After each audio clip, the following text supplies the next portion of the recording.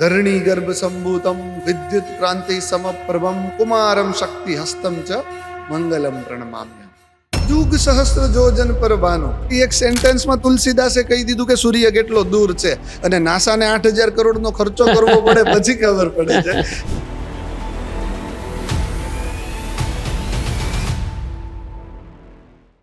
Billionaires believe in astrology, millionaires don't. આવું JP Morgan કહી ગયા છે. આ માણસો એસ્ટ્રોલોજીનો ઉપયોગ કેવી રીતે કરે એ મારે જાણવું છે. અનંત અંબાણીના મેરેજ હતું તો એના પહેલા તમે જોયું શિવ અભિષેક થયો હતો, જેવો દુનિયામાં ક્યાંય થયો ન હોય. પણ આ સબ્જેક્ટ એવો છે કે જાતે સબ હે બતાતા કોઈ નહીં હે. કે આનો બુદ્ધ પ્રબળ છે, આનો ગુરુ પ્રબળ છે, આનો સૂર્ય નબળો છે, આનો ચંદ્ર નબળો છે, એ કેવી રીતે નક્કી થાય? ક્યારે પ્રબળ ને ક્યારે નબળો? જેમ કે તમારા ચાર્ટમાં 3 નંબરનો બુધ છે, 6 નંબરનો બુધ છે, તો હનુમાનજી અને રાવણ આ બેઉ જ્યોતિષ વિદ્યામાં વિદ્વાન હતા. આ બહુ ઓછા લોકોને ખબર હશે. રાવણને જો જ્યોતિષ વિદ્યા ખબર હતી તો એ તો ઘણું બધું ચેન્જ કરી શકે એમ હતો. તો એ કેમ હાર્યો છે યુદ્ધમાં? જે સ્ટેટ ઓફ માઇન્ડમાં મર્યા હોય ને એ જ સ્ટેટ ઓફ માઇન્ડમાં બીજો જન્મ થાય. એટલે આપણે રામ બોલો ભાઈ, રામ બોલીએ કેમ કે આત્મા જાગતો હોય. તો રાવણે સ્વયં રામને બોલાવી લીધા. આની કરતા શ્રેષ્ઠ એસ્ટ્રોલોજી શું હોય છે? શનિ અને સૂર્ય આ બંને એક સાથે કોઈ વ્યક્તિને કેવી રીતે હેરાન કરી શકે? જેમ કે પિતા અને પુત્ર. હા. તમે જોયા હશે બહુ બધા પિતા પુત્ર સાથે ડિસિઝન લઈ શકતા નથી. એ લોકો એક ઓફિસમાં બી ન બેસવું. કેમ? કોઈના મૃત્યુનો અંદાજો આવી શકે એસ્ટ્રોલોજીથી કે આ વ્યક્તિનું હવે જીવન કેટલું બાકી છે? ખાલી મૃત્યુ ક્યારે છે નહીં. મૃત્યુ શહેરમાં થશે કે શહેરથી દૂર થશે, સ્વજનો સાથે થશે કે સ્વજનોથી દૂર થશે, લાંબી પીડાથી થશે કે ટૂંકી પીડાથી, આ બધું પ્રિડિક્ટ થઈ શકે.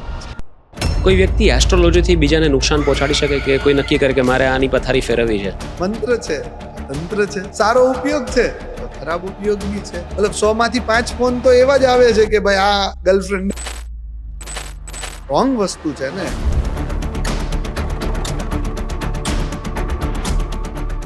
નમસ્કાર મિત્રો, સ્વાગત છે આજના ખાસ એપિસોડમાં.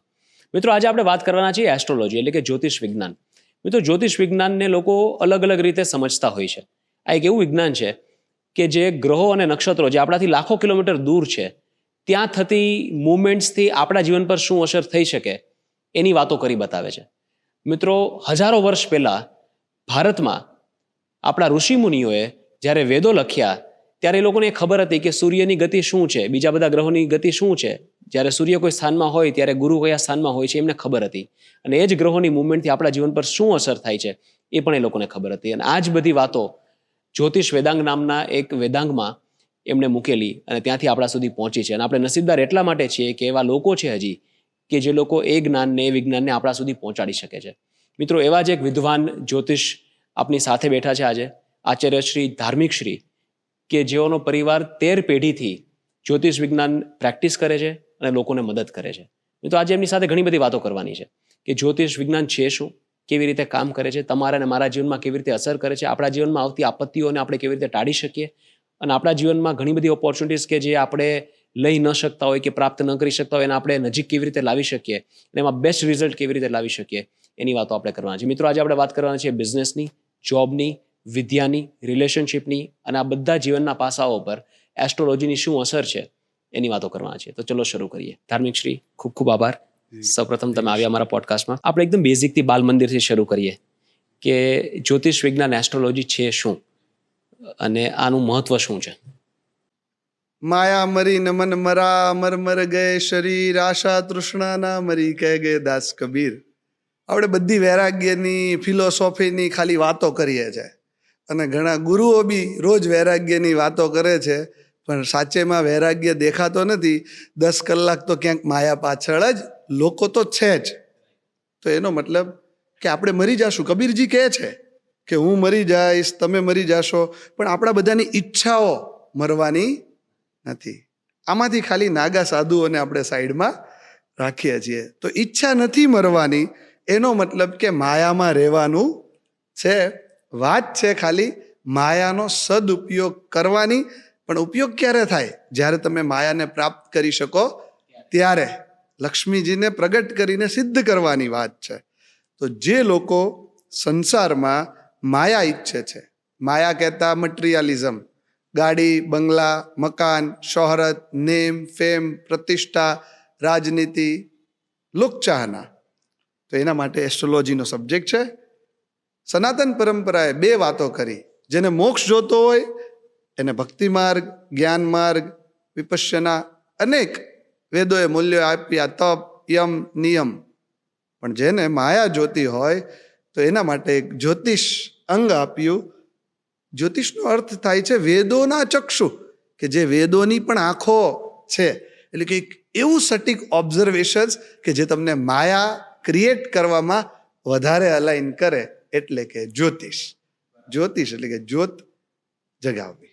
આ જે એસ્ટ્રોલોજી જ્યોતિષશાસ્ત્ર છે એનું ઓરિજિન શું? આપણે એવું કહીએ કે આ ઇન્ડિયાનું શાસ્ત્ર છે કે ઇન્ડિયાનું વિજ્ઞાન છે, કે ભારતમાં આજે મતલબ પ્રાચીન યુગથી આનો ઉલ્લેખ થયો છે, આપણા વેદોમાં ઉલ્લેખ થયો છે, એક આખું જ્યોતિષ વેદાંગ લખાયેલું છે કે જે વેદનું એક પાઠ હોય. પણ આ તો બહાર પણ લોકો ફોલો કરે છે. ચાઇનામાં પણ એમનું જ્યોતિષશાસ્ત્ર છે, અમેરિકામાં પણ એમની લોકોનું જ્યોતિષશાસ્ત્ર છે, એ લોકો પણ એસ્ટ્રોલોજી ફોલો કરે છે. તો આનું ઓરિજિન ક્યાંથી છે, આવ્યું ક્યાંથી? સૌથી પહેલી વાત છે કે સૌથી પુરાણો તક વાતો કરીએ તો એમાં ષષ્ટાંગોમાંથી આવ્યું. વેદ, પુરાણ, ઉપનિષદ એમ ષષ્ટાંગના 6 અંગ. આ 6 અંગમાં સૌથી ડિફિકલ્ટ અંગ એટલે કે જ્યોતિષ. અને આ જ્યોતિષ ખાલી મેં, તમે, ભૃગુ ઋષિએ નથી જાણ્યો. કૃષ્ણ ભગવાનની મહાવિદ્યાઓમાંથી મુખ્ય અંગ જ્યોતિષ, હનુમાનજીની મહાવિદ્યાઓમાંથી મુખ્ય અંગ જ્યોતિષ, રાવણની મહાવિદ્યાઓમાંથી મુખ્ય અંગ જ્યોતિષ. સ્પિરિચ્યુઆલિટીમાં હિન્દુઇઝમ સિવાયની વાત કરીએ તો આપણે બધા ખાલી સોમવાર એટલે ચંદ્રનું નામ ખાલી સોમથી નથી બોલતા, આપણે મૂન ઉપરથી જ મંડે બોલીએ છીએ. અને ઈ મૂન કે જેને શિવજી પોતાના મસ્તિષ્ક પર ધારણ કરે છે, તો કેટલું જૂનું છે એની ડિબેટ તો કદાચ હું ને તમે ને સિદ્ધ યોગીઓ બી જાણી શકશે નહીં, પણ જેટલા શંકર જૂના છે એટલું જ્યોતિષ જૂનો સબ્જેક્ટ છે. ગ્રીકે જે ઇન્સ્પિરેશન્સ લીધું એવું કહી શકાય, એ પણ વૈદિક પરંપરાથી હતું. અને વધારે આની શાખાઓ, આનું ડેવલપમેન્ટ કે આનું યુટિલાઇઝેશન્સ ઓફ થોટ્સ એ વધારે પૂર્વીય પ્રદેશ એટલે કે આપણા અંગો જે ભારતીય હિન્દુસ્તાનની જે જૂની ટેરેટરીમાંથી બન્યું. અને એમાં એવું કહી શકાય કે જે ષષ્ટાંગ બહુ વ્યવસ્થિત, જેમ વેદોને સનાતન મતલબ સનાતનની ઓનરશિપ કહી શકીએ છે ને, એ રીતે ષષ્ટાંગ કે જ્યોતિષ એ અંગ છે. અને એમાંથી મુખ્ય વિચારધારા વિષ્ણુની પ્રેરણાથી ભૃગુ ઋષિએ લીધી. શું કામ? વિષ્ણુ ભગવાને એવું કીધું, લોકોને મુક્તિ જોતી હશે તો પહેલા એને માયામાં તૃપ્ત કરો, અને જેવી તૃપ્તિ આપશો તમે એને મુક્તિની વાત કરી શકશો અને એનો સ્વીકાર થશે. એટલે કે એવી વાત છે કે તમારે લગ્ન કરવા છે, જો હું તમારા લગ્ન કરાવી દઈશ તો તમે મારા મુક્તિના મંત્રો બી તરત વાંચવા લાગશો. હું ડાયરેક્ટ ગમે એટલું હરે કૃષ્ણ કહીશ, તમને એટલું કનેક્ટ થશે નહીં, કેમ કે તમારું ધ્યાન લગ્ન કરવામાં છે. એટલે વિષ્ણુએ આ ચેષ્ટાથી જ્યોતિષનો વિચાર કર્યો. અને વિષ્ણુ કેટલા જૂના છે એની વ્યાખ્યા અનંત છે. આદિ નામ જ આદિ યોગી છે શિવજીનું, તો એ જાણવું કદાચ ડિફિકલ્ટ છે, પણ અલ્ટિમેટલી આ એક સનાતનનું બહુ શ્રેષ્ઠ અંગ છે. મને ઘણી બધી વાર વિચાર આવે કે આપણા ભારતમાં પણ અઠવાડિયાના દિવસો 7, ત્યાં પણ 7, સોમવાર, મંગળવાર, બુધવાર, ત્યાં પણ એ જ હિસાબથી નામ અપાયેલા છે ગ્રહોના હિસાબથી. અહીંયા પણ રાશિ 12, ત્યાં પણ 12, અહીંયા પણ મહિનાઓ 12, ત્યાં પણ 12. એટલે આ કોઈ જગ્યાએથી આ વિજ્ઞાનની ઉત્પત્તિ થઈને બધી જગ્યાએ પ્રસર્યું છે કે આ બધા ભેગા મળીને બનાવ્યું છે, જે તો પોસિબલ નથી. એટલે તમે એવું માનો છો કે વેસ્ટર્ન વર્લ્ડે ઇન્ડિયામાંથી કે પૂર્વીય વર્લ્ડમાંથી આની ઇન્સ્પિરેશન ક્યાંથી લીધી છે? ડેફિનેટલી. બરાબર. કેમ કે હું એવું માનું છું કે સૌથી પહેલી વેલ મેનર્ડ સિવિલાઇઝેશન હિન્દુ છે. બરાબર. તો એના લીધે જેટલી બી ઇન્સ્પિરેશન મળી આપણે ત્યાંથી મળી. અને અત્યારે મતલબ જેટલા સટીક ઉદાહરણ આપણે લોકો છે ને 2.25 દિવસની વાત કરીએ છીએ, આપણે ત્યાં રાશિને ગણવામાં આવે છે, ઝોડિયાકને ગણવામાં આવતી. ઝોડિયાક વેસ્ટર્ન કલ્ચરનું છે, આપણે 2.25 દિવસ સુધીની ડિટેલિંગ લઈએ છીએ. અને ઝોડિયાક એક મહિનાનો સબ્જેક્ટ છે જે પશ્ચિમી પાશ્ચાત્ય સંસ્કૃતિ માને છે. એટલે એ લોકો હજી એસ્ટ્રોલોજીમાં એટલું ડિટેલ નથી લઈ શક્યા, તો બી 95% લોકોને ઝોડિયાક યુએસએમાં ખબર છે. અને આપણે શું કહીએ છીએ કે અમેરિકાવાળા કાંઈ નથી માનતા. 95% લોકોને યુએસએમાં ઝોડિયાક ખબર છે, એમાંથી 75% લોકો એસ્ટ્રોલોજીમાં બિલીફ કરે છે, એમાંથી 63% લોકો એવું માને છે કે અમને રિઝલ્ટ મળી ગયા. અને એમાંથી 59 ને એમ છે કે મારા રિલેશનશિપનો સૌથી સારો ગાઈડ એસ્ટ્રોલોજર હતો. અને 78% એવો છે કે જો એસ્ટ્રોલોજર ન હોત તો મેં આટલું અલાઇનમેન્ટ વાળું જીવન જીવવું ન હોત. પણ આપણી પાસે ડિટેલ વધારે છે, અને જ્યારે જ્ઞાન બહુ વાસ્ટ થઈ જાય તો એમાં મિસ્ટેકો, એરરો થવાની સંભાવના વધે છે. એટલે થોડીક જે ડરની ફિલોસોફી અમુક એસ્ટ્રોલોજરે બનાવી એના લીધે લોકોનું ડિસ્કનેક્શન્સ કે જે પણ ના, તમે જે વાત કીધી કે એ સમયનું જે સિવિલાઇઝેશન હતું એટલું બધું એડવાન્સ હતું કે ભારતમાં આટલી બધી ડિટેલમાં અલગ અલગ વિષય ઉપર શાસ્ત્રો લખાયા છે. આપણું સંગીત પણ જોવો તો એટલું બધું ડિટેલમાં આખી દુનિયામાં ક્યાંય નથી. આપણું નાટ્ય જોવો તો કથક, ભારતનાટ્યમ આપણા જેવું ક્યાંય નથી. આપણું ફૂડ પણ જોવો તો આપણા જેટલું ડિટેલમાં ફૂડ ક્યાંય નથી બનતું, રાઈટ. અને આ જે વિજ્ઞાન છે એ એટલું બધું ડિટેલમાં આજે અત્યારથી હજારો વર્ષો પહેલાં અહીંયા લખાયું છે, રાઈટ. તો તમે એવું માનો છો કે ત્યારનું સિવિલાઇઝેશન અત્યારના સિવિલાઇઝેશન કરતાં ઘણું બધું એડવાન્સ હતું? અત્યારે લોકો એટલા ઊંડાણમાં નથી જઈ શકતા બધી વસ્તુ. 101% જુગ સહસ્ત્ર જોજન પર ભાનો. હનુમાનજીને બોલવું હતું, ખાલી એક સેન્ટેન્સમાં તુલસીદાસે કહી દીધું કે સૂર્ય કેટલો દૂર છે, અને નાસાને 8,000 કરોડનો ખર્ચો કરવો પડે પછી ખબર પડે છે કે સૂર્ય કેટલો દૂર છે. આટલો ડિફરન્સ છે. હવે માનો ન માનો એ તો માણસનું, મતલબ આપણે પ્રેમ કરીએ તો કેવા પડી જઈએ છે, એમાં લોજિક હોદીએ છે. નહીં, આ તો લોજિકલી પ્રૂવન છે, તો હવે હું ઓદવાની તમારે જરૂર છે. એટલે મને એવું લાગે છે કે આ એક ખબર નહીં વેસ્ટર્ન વર્લ્ડનો પણ પ્રયાસ હોઈ શકે કે પોપ કલ્ચરમાં છે ને એસ્ટ્રોલોજીને એ લોકોએ કેરિકેચર બનાવી દીધું છે એસ્ટ્રોલોજરને, અને એના કારણે કદાચ લોકોની બિલીફ થોડી ઓછી થઈ હોય. પણ મારું એવું માનવું છે કે જો લોકો ડિટેલમાં આ સમજે કે આની પાછળનું વિજ્ઞાન શું છે, આની પાછળનું મેથેમેટિક્સ શું છે, અને એટલું બધું જટિલ છે કે ખાલી એક એટલો અહેસાસ થઈ જાય ને કે આજથી હજારો વર્ષો પહેલા કોઈ આ મેથેમેટિક્સ કેલ્ક્યુલેટર વગર કરેલું છે, ત્યારે તમને એની પ્રત્યે રિસ્પેક્ટ આવે કે આ કયા લેવલની વાત છે. બસ. પણ ત્યાં ક્યાંક આપણે સમજો ને, આપણે રોજ વેસ્ટર્નની જ વાતો કરીએ છીએ. સાચી વાત. સારું છે કે આ છેલ્લા 10 વર્ષથી કેદારનાથની વાતો કરતા શરૂ થઈ ગયા છીએ, તો હવે નજીક છે. અને છેલ્લા અમે જોઈએ છીએ છેલ્લા 10 વર્ષમાં યંગસ્ટર્સોને જેટલું બિલીફ સ્પિરિચ્યુઆલિટીથી કે એસ્ટ્રોલોજીથી છે એટલું એલ્ડર વન્સ લોકોને નથી. 100% નથી, કદાચ નહીં. તમે જ જોઈ શકો છો ને. હવે આપણે એસ્ટ્રોલોજીને અગર થોડું બ્રેકડાઉન કરીએ. જી. રાશિ, ગ્રહ અને નક્ષત્ર આ 3 ઇમ્પોર્ટન્ટ ઘટક છે. જી. અને આ 3ની ઇર્દ ગિર્દ આખી એસ્ટ્રોલોજી વણાયેલી છે. તો આપણે આ 3ને સમજીએ. રાશિ શું, ગ્રહ શું અને નક્ષત્ર શું? જી. તો રાશિ એટલે કે તમે જ્યારે જન્મ લીધો ત્યારે ઉપરના સ્ટાર્સના એક કોમ્બિનેશન્સની પ્રોસેસના રેફરન્સમાં પૃથ્વી હતી, બરાબર.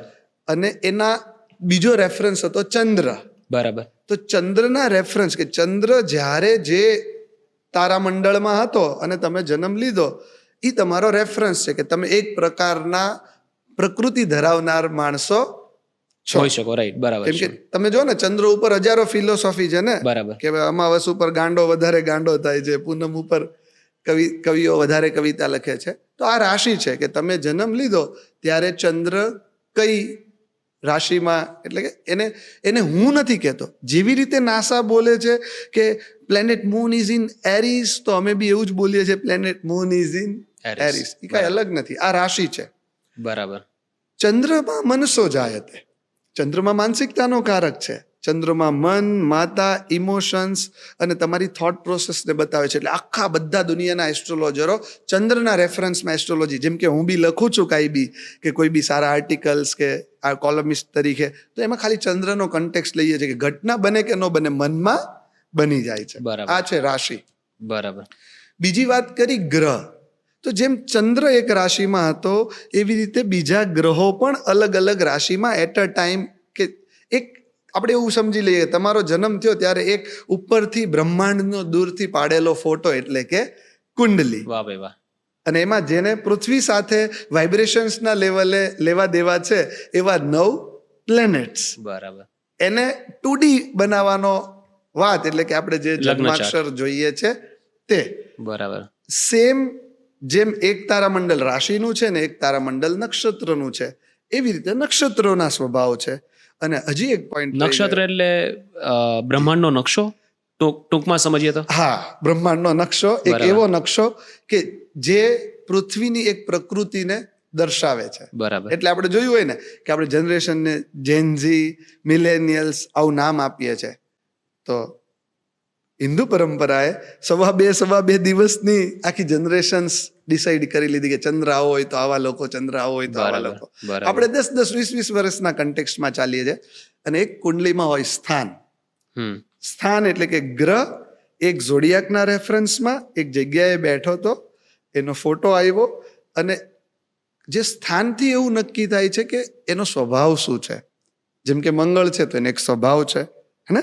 તો તમે રાશિના કન્ટેક્સ્ટમાં એનું પ્રિડિક્શન શું કરશો? તો ઈ કે જે વાઇબ્રેશન આપણને મળવાના છે એવું.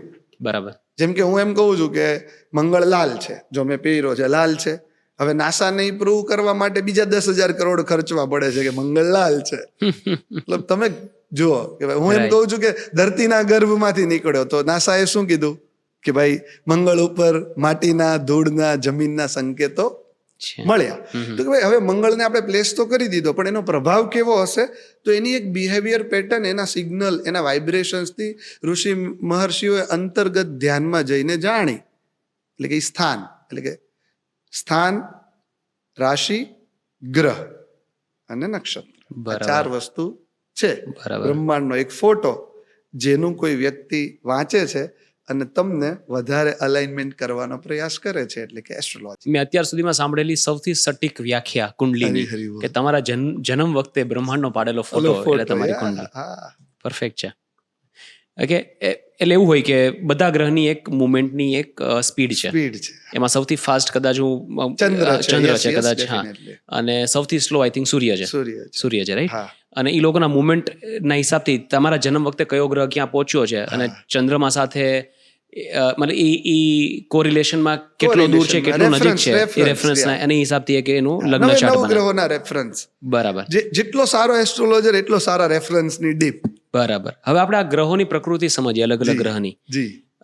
એવું કહેવાય કે જેનો ગુરુ સારો હોય તો જ્ઞાની માણસ હોય અને જ્ઞાનની વાતો કરી શકે. જેનો શુક્ર સારો હોય એ આકર્ષણ નું કેન્દ્ર બિંદુ બની શકે, લોકો એના તરફ આકર્ષાય. તો થોડું સમજાવો બધા ગ્રહની અલગ અલગ પ્રકૃતિ શું હોય? જો હું ખાલી મંત્ર બોલીશ ને તમને ભાવ આવી જશે. બરાબર. જેમ કે હું મંગળનો મંત્ર બોલું છું, ધરણી ગર્ભ સંભૂતમ વિદ્યુત ક્રાંતિ સમપ્રભમ કુમારમ શક્તિ હસ્તમ ચ મંગલમ પ્રણમામ્યહમ. કેવું ફીલ થયું તમને? બોલો, કેવું ફીલ થયું? પ્રોડક્ટિવ, બહુ એનર્જેટિક ફીલ થયું ને? યસ.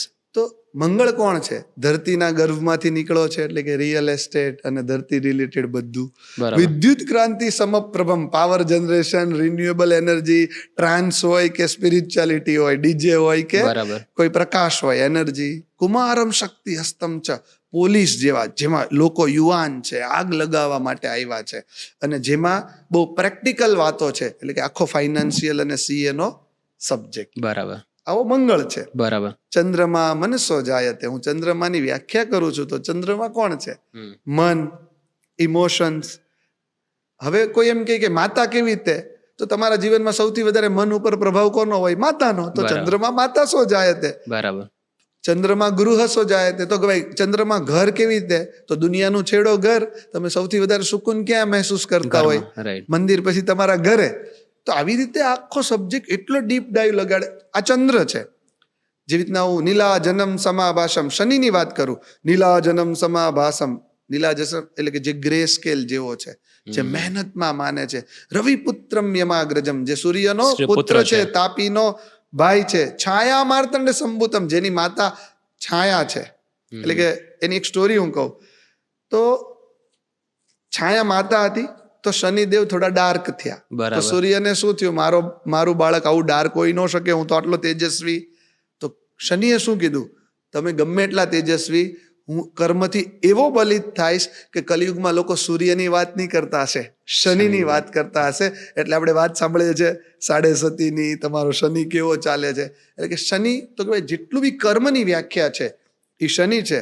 શુક્ર art, design, fashion, luxury, ladies, entertainment, જેટલું બી લસ્ટફુલ, અફેક્શનેટફુલ, જે ઈચ્છા છે, જરૂરત નથી.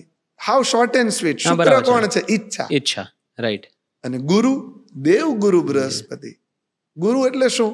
કે જે અંધકારને દૂર કરે અને પ્રકાશ તરફ લઈ જાય, એવો ગુરુ, જે દેવોનો ગુરુ. જ્યોતિષા નામ કારકા નામ બૃહસ્પતિ. ગુરુ એટલે જ્ઞાની, ગુરુ એટલે કન્સલ્ટન્ટ, ગુરુ એટલે એડવાઇઝર, ગુરુ એટલે સાત્વિક, ગુરુ એટલે સ્પિરિચ્યુઅલ. બુધની વાત કરીએ તો પ્રિયંગુ કલિકાશ્યામ, જે બહુ બાળક જેવું ફિલિંગ આપે છે. રૂપેણા પ્રતિમમ બુદ્ધમ, જે વાણી, કમ્યુનિકેશન, ટ્રેડિંગ અને માર્કેટિંગ, એડવર્ટાઇઝમેન્ટનો કારક છે. સૌમ્યમ સૌમ્ય ગુણોપેતમ તમ બુદ્ધમ પ્રણામ, જે જોવામાં જેટલા બી લોકો ઉંમર કરતા યંગ લાગતા હોય ને, એનો બુદ્ધ બહુ સારો હોય. એવી રીતે સૂર્ય તો તમને ખબર છે, પિતા, તેજ, આત્મા અને રાજા કોણ હોય? ડિસિઝન લે, યુદ્ધ લડવા જાય નહીં. છેલ્લે જાય, પહેલા છેલ્લે કોણ હોય? સેનાપતિ. સેનાપતિ, right. મંગળ સેનાપતિ, સૂર્ય રાજા, ચંદ્ર માતા, શુક્ર એક સ્ત્રી જ્ઞાની પંડિત, ગુરુ ગુરુ. શનિ કર્મયુક્ત બાળક. બરાબર. બાળકો હોય ને એમાં જે બહુ સૌથી વધારે કર્મ પ્રધાન બાળક હોય તે. બુદ્ધ પોતે બાળક. આવી રીતે ગ્રહોનો એક સ્વભાવ છે અને તમે એને સાંભળો ને તો મતલબ તમે ઓપ્શન જ નથી. આમાં બે ગ્રહ તમે મેન્શન ન કર્યા, રાહુ અને કેતુ. જી, રાહુ ઇલ્યુઝન છે, જેની સાથે બેસે એવું, હે ને? જેટલા બી લોકો એવું કહે છે ને કે તમે જે 5 લોકો સાથે બેસો એવા તમે થઈ જાઓ, તો રાહુ એવો જ છે, જેની સાથે બેસે એનાથી. એટલે કે રાહુ ભ્રમ, ઇલ્યુઝન, અપલિફમેન્ટ. કેવું? જેની હારે બેવ. ગુરુ સાથે બેસે તો સાત્વિક, શનિ હારે બેસે તો કાર્મિક, મંગળ હારે બેસે તો વધારે પડતું એનર્જેટિક, આગ લગાવી દે એવું છે, તો શોખીન તો કોઈ બી વસ્તુમાં શોખ હોઈ શકે છે. અને કેતુ કેવો છે? મહેન્દ્રસિંહ ધોની જેવો, કે જેને બહુ અપેક્ષા ક્રિએટ થાય, ફકીર જેવો, પણ જે ટ્રોફી જીતે છે ને છોડી દે છે. એટલે તમે જો એને સેલિબ્રેશન કરતો તમે જોયો નથી. કેતુનો એક સ્વભાવ છે ફકીરી જેવો, કે હું બધી દુનિયાની માયા જીતી લઈશ પણ હું માયામાં રસ રાખીશ નહીં. એટલે કે જેટલા બી લોકો એવા લાગે ને કે અર્લી સ્ટેજ બહુ એનર્જી બતાવે, જીતી લે, પછી એને છોડી દે, એ બધા કેતુ પ્રધાન છે, કે જેનામાં થોડો ફકીરીનો ગુણધર્મ છે. આ બધા ગ્રહોની આપણે મનોસ્થિતિને એના જે કેરેક્ટરિસ્ટિક્સ છે આપણે જાણી લીધા. આમાં તમે વારંવાર એવું બોલ્યા કે કોઈનો બુદ્ધ સારો હોય, કોઈનું આ સારું હોય, કોઈનું આ સારું હોય, તો એવું એ નક્કી કેવી રીતે થાય કે આનો બુદ્ધ પ્રબળ છે, આનો ગુરુ પ્રબળ છે, આનો સૂર્ય નબળો છે, આનો ચંદ્ર નબળો છે? એ કેવી રીતે નક્કી થાય? ક્યારે પ્રબળ ને ક્યારે નબળો? આપણે વાત કરી કુંડલીની. જે ફોટો પાડ્યો છે એમાં ગુરુ જે તે સમયે કઈ રાશિમાં બેઠો છે. જેમ કે તમે સાંભળ્યું છે ને, સૂર્યમાં અમુક એલિપ્સમાં જ્યારે સૂર્ય જાય તો એના ઉપર ન્યુક્લિયર ઇફેક્ટો થાય, અમુક જ્યારે સૂર્ય જાય તો થોડા ડાર્ક સ્પોટ દેખાય. એવી રીતે બધા ગ્રહો અમુક જગ્યાએ જ્યારે જાય ને ત્યારે એના સારા ખરાબ પ્રભાવ હોય. તો એ તમારા કુંડલીના ફોટા ઉપરથી નક્કી થાય. કે જેમ કે તમારા ચાર્ટમાં 3 નંબરનો બુધ છે તો સારો છે, 6 નંબરનો બુધ છે તો એક્સેલેન્ટ સારો છે, અને 12 નંબરનો એટલે કે 12મી રાશિ મીન રાશિનો બુધ છે તો એ નેગેટિવ છે. તો એ ચાર્ટ ઉપરથી નક્કી થાય. Technical subject. એટલે રાશિ અને નક્ષત્ર એ ત્યાં ને ત્યાં રહે, ગ્રહો ફરતા રહે, એની અંદર બાર થતા રહે, યસ, એની ગતિના હિસાબથી. Perfect છે, yes. બરાબર. અહીંયા સુધીનું બધું ક્લિયર થઈ ગયું. હા. હવે થોડી કુંડલી સમજીએ. કુંડલીમાં આવે લગ્ન ચાર્ટ, અને લગ્ન ચાર્ટમાં 2-3 વસ્તુઓ હોય જી. કે એક તો હાઉસ, જી. કે કયું ઘર છે લગ્ન ચાર્ટનું, 12 ઘર હોય છે, રાઈટ? અને એમાં હરેક હાઉસનો એક લોર્ડ હોય જી કે કયા હાઉસનો લોર્ડ કયો ગ્રહ છે, જી અને એ પણ ફિક્સ છે. જી. અને તમારા ગ્રહો તમારા જન્મ વખતે કયા સ્થાનમાં કયા ઘરમાં બેઠા છે તમારા લગ્ન ચાર્ટમાં, એના હિસાબે તમારી કુંડલી નક્કી થાય. નક્કી. તો એ થોડું સમજાવીએ આપણે લોકોને. 2 ચાર્ટ હોય. જન્મ્યા ત્યારે લગ્ન ચાર્ટ, પણ એસ્ટ્રોલોજી બહુ વિદ્વાન સબ્જેક્ટ છે, તો હું તમારી આજે વાત કરું છું. Yes. તો આજનો બી ચાર્ટ, એને શું કહેવાય આજના ચાર્ટને? એને ચંદ્ર કુંડલી, બરાબર એટલે કે ચંદ્રના રેફરન્સ થી મૂકવામાં આવેલી બરાબર કુંડલી, બરાબર. આજનો ચાર્ટ. અને લગ્ન ચાર્ટ જન્મ વખતનો. હા, લગ્ન ચાર્ટ એટલે તમારી પ્રકૃતિ, બરાબર. અને ચંદ્ર ચાર્ટ એટલે આજનું ઇમોશન્સ. બરાબર. અને ઘણા માણસો બહુ મોટા બને છે પણ આજે એને ખબર નથી કેટલા મોટા થઈ શકે બનવાના છે, છે, right, રાઈટ? પણ આ બે વાતો એક સાથે થવી જોઈએ. હમ. પ્રકૃતિ એટલે નોલેજ અને મન એટલે ઇન્ટ્યુશન. બરાબર. જ્યારે લગ્ન ચાર્ટ જે મુખ્ય કુંડલી જન્મ સમયે બની ગઈ, અને ચંદ્ર ચાર્ટ જ્યારે એના કેન્દ્ર બિંદુમાં ચંદ્રના રેફરન્સથી બનાવવામાં આવેલી કુંડલી. બરાબર. જ્યારે મન, ઇમોશન્સ, ભાવનાઓ, ઇન્ટ્યુશન્સ, ચલિત વિચારો, ચંચળતા, આના ઉપર વાત કરવી હોય તો ચંદ્ર કુંડલી છે, અને વ્યક્તિની ઠોસ પ્રકૃતિ ઉપર વાત કરવી હોય તો લગ્ન કુંડલી છે. બરાબર. આ બે કુંડલીમાં 12 સ્થાન, 9 ગ્રહો અને 12 રાશિ છે. જે નંબર છે તે રાશિ છે, અને સ્થાનનો પ્રભાવ ફિક્સ છે. કે તમે જે ચાર્ટ બનાવો એમાં જે સેન્ટર ઉપરનું છે ને એ પહેલું છે, ત્યાંથી તમે આમ બાજુ ફરો એન્ટી ક્લોકવાઇઝ. એન્ટી ક્લોકવાઇઝ, એટલે બરાબર. 2, 3, 4, 5 અને છેલ્લું ઘર 12. 12મું. પણ ઘણા બરાબર. લોકોને ઘણો મિસકન્સેપ્ટ છે. જે નંબર છે તે સ્થાન નથી, એ રાશિ છે. રાશિ છે. અને સ્થાન તમારે હા, યાદ રાખવાનું right, છે કે આ right. કયું છે. બરાબર છે. રાશિથી ગ્રહોનો સ્વભાવ નક્કી થાય છે, હા. અને સ્થાનથી ગ્રહોની પ્રકૃતિ પ્રકૃતિ નક્કી નક્કી થાય છે. થાય છે કે એની તમારા જીવન પર શું અસર શું છે. અસર થશે, ક્યાં પડશે? અંગ બરાબર. ઉપર પડશે, શરીર ઉપર પડશે, વાઇફ ઉપર પડશે, માતા ઉપર પડશે, સંબંધમાં પડશે. એ જે આપણે આજે 12 સ્થાન છે ને એને ગ્રહના રેફરન્સમાં થોડું સમજાવીએ. ફોર એક્ઝામ્પલ, હરેક સ્થાનનું કોઈ મહત્વ હોય છે. મહત્વ ફોર એક્ઝામ્પલ 12મું સ્થાન તો જી, જી. ફોર એક્ઝામ્પલ ઘરનું છે, જી, જી. 4થું સ્થાન તો કામનું છે, કામનું પહેલું છે. સ્થાન તો મારું પોતાનું. તમે સમજાવો, પોતાના વિશે શું વિચારો છો એવી રીતે? જી. અને એનામાં ક્યારે ગ્રહ કયો ક્યારે ગ્રહ ત્યાં પહોંચે અને એની શું ઇફેક્ટ આવે આપણી લાઈફમાં એની વિશે થોડી વાત કરીએ. જો એક સાથે વાત કરશું તો જે વ્યુઅર્સ છે એને કદાચ થોડુંક નહીં Right. સમજ પડશે. આ મારી ઉત્સુકતા છે એટલા માટે હું જરાક આપણે ભાગું પેલા છું. સ્થાનને સમજી લઈએ. બરાબર છે. પહેલું સ્થાન સેલ્ફ, વ્યક્તિત્વ, બરાબર કોર ઓફ ધી વ્યક્તિત્વ. બરાબર સેકન્ડ હાઉસ વાણી, બોલો ને તમે જેટલું તે, અને સ્થિર લક્ષ્મી, આવેલા પૈસાને સાચવવાની વાત. બરાબર હવે નીચે જઈએ તો ત્રીજું સ્થાન ગળાનું, શોલ્ડરનું. હવે શોલ્ડર એટલે ભાઈઓનું, બરાબર શોલ્ડર એટલે સાહસ, બરાબર સાહસ ભાઈઓ સાહસ, અથવા તો ત્રીજું સ્થાન સાહસનું. ચોથું સ્થાન હૃદયનું, હૃદય એટલે માતા, બરાબર હૃદય એટલે ઘર, તો મન, માતા અને ઘર. હૃદયનું, ઘરનું. બરાબર પાંચમું સ્થાન લોઅર એટલે કે બેલી, પેટના પોર્શનનું. પાંચમું સ્થાન પાછું વિદ્યા, પ્રેમ અને પુત્ર. છઠ્ઠું સ્થાન રોગ, શત્રુ, ઋણ, ઋણ કેતા લોન, બહુ પ્રોબ્લેમ છે આજકાલ. સાતમું સ્થાન કેતા બેટર હાફનું, બરાબર અથવા તો તમારી સામે બેસેલા વ્યક્તિનું. અત્યારે મારું બેટર હાફ કોણ છે? હા હા તમે મારી સામે બેઠા બરાબર. છો, તો અત્યારે તમે છો, right? આપણે બે એકબીજાના સાતમા સ્થાનમાં બેઠા છીએ. Yes, આપણે એકબીજાના સાતમા સ્થાને બેઠા છે, સામે છે. બરાબર લગ્નમાં બી વર વધુ સામે બેસે સામે છે ને, હોય. સાતમું સ્થાન. રાઈટ અથવા તો તમારા થોડુંક તમારા જે રિલેશનશિપ એપ્રોચનું અને બિઝનેસ પાર્ટનરોનું. આઠમું સ્થાન બિઝનેસ પાર્ટનરો અથવા તો વાઇફના સુખનું, ગુપ્ત, મેલેફિક, નેગેટિવિટી, પોઝિટિવિટી, ગુપ્ત વિદ્યાઓનું, સિક્રસીનું. ઘણા લોકો બહુ મીંડા હોય, પ્રાઇવેટ હોય, તો આઠમું સ્થાન. નવમું સ્થાન ભાગ્ય, ધર્મ અને રાજા. રાજા એટલે કે લોક ચાહના, કે લોકો એને કેટલું બોસ માને છે. દસમું અર્થ એટલે કે ઇકોનોમિક્સ, કામ મળવું, આવડવું, કરવું, કરાવવું, anything related to the process of કર્મ. 11મું સ્થાન કરેલી મહેનત દ્વારા થતો રોકડો લાભ અને ફેમ. અને 12મું સ્થાન મોક્ષ. મોક્ષ. એટલે કે 9મું, 10મું, 11મું ને 12મું ધર્મ, અર્થ, કામ અને મોક્ષ. વાહ ભાઈ વાહ. આવી રીતે બરાબર ગ્રહોનો સ્વભાવ આપણે વાત કરી. બરાબર તો સ્થાન અને ગ્રહોનો સ્વભાવ, કે જાણે કે પહેલા સ્થાનમાં મંગળ બેસી ગયો, તો પહેલું સ્થાન કોનું? વ્યક્તિત્વનું. મંગળ બરાબર. કોણ છે? સેનાપતિ. તો વ્યક્તિત્વ કેવું છે? સેનાપતિ જેવું. બરાબર. સ્પષ્ટ વક્તા છે, એગ્રેસિવ છે, કોઈ બી કામ કહ્યું તો પહેલા ઉભો થઈ જાય છે, પછી હા પાડે છે. આવી રીતે ગ્રહો અને સ્થાનનો સુમેળ છે. લગ્ન ચાર્ટ ફિક્સ છે, જી ગ્રહોની ગતિ ફિક્સ છે, જી. તેના કારણે જે તમારો જે ચંદ્ર ચાર્ટ છે જી એ પણ જે તે સમયે જે થવાનો છે જ થવાનો, એમાં તમે કંઈ કરી નથી શકવાના. જી તો એનો મતલબ એવો થયો કે માણસનું નસીબ પણ ફિક્સ છે. જો ભવિષ્યની રચના બે કર્મોથી, હા સિચ્યુએશન મળનારી છે એ પૂર્વ કર્મોથી નક્કી થાય છે. બરાબર આપણે બે મળ્યા એ આપણી સિચ્યુએશન હતી, પોડકાસ્ટ કરીએ છીએ એ આપણું એક્શન હતું, બરાબર રાઈટ? અને વ્યુઅરશિપ મળશે એ આપણું ભવિષ્ય હશે, બરાબર રાઈટ? તો એવી રીતે જે પૂર્વકર્મ, પૂર્વજન્મમાં કરેલા કર્મો કુંડલી પરથી જોઈ શકાય છે, જે ફિક્સ છે. કે તમને આવા લોકો, જેમ કે તમે મમ્મી પપ્પા સિલેક્ટ કરી શકો છો, નહીં તમારું બાળક સિલેક્ટ કરી શકો છો, બધી વસ્તુ માટે એફર્ટ લઈ શકો છો, પણ સિલેક્ટ કરી શકતા નથી. તો સિચ્યુએશન ફિક્સ છે. બરાબર અને એક્શન વર્તમાન કર્મ છે, જેને આપણે પ્રારબ્ધ કહીએ છીએ, કે તમે શું કર્યું. એટલે કે બરાબર ભાગ્ય ફિક્સ છે, એટલે તેને ભાગ્ય કહેવાય છે ને. બરાબર બરાબર હા, પણ એવું છે કે ભગવાને એક એનર્જીના એવી બી વાતો કુંડલીના માધ્યમથી કરી દીધી કે તમે ભાગ્ય ઉપર વર્ક કરી શકો છો. એ કેવી રીતે? કે જેમ કે તમારો મંગળ વીક છે, એનો મતલબ તમારામાં સાહસ નથી, એટલે કે તમારું મૂલાધાર ચક્ર સ્થિર નથી.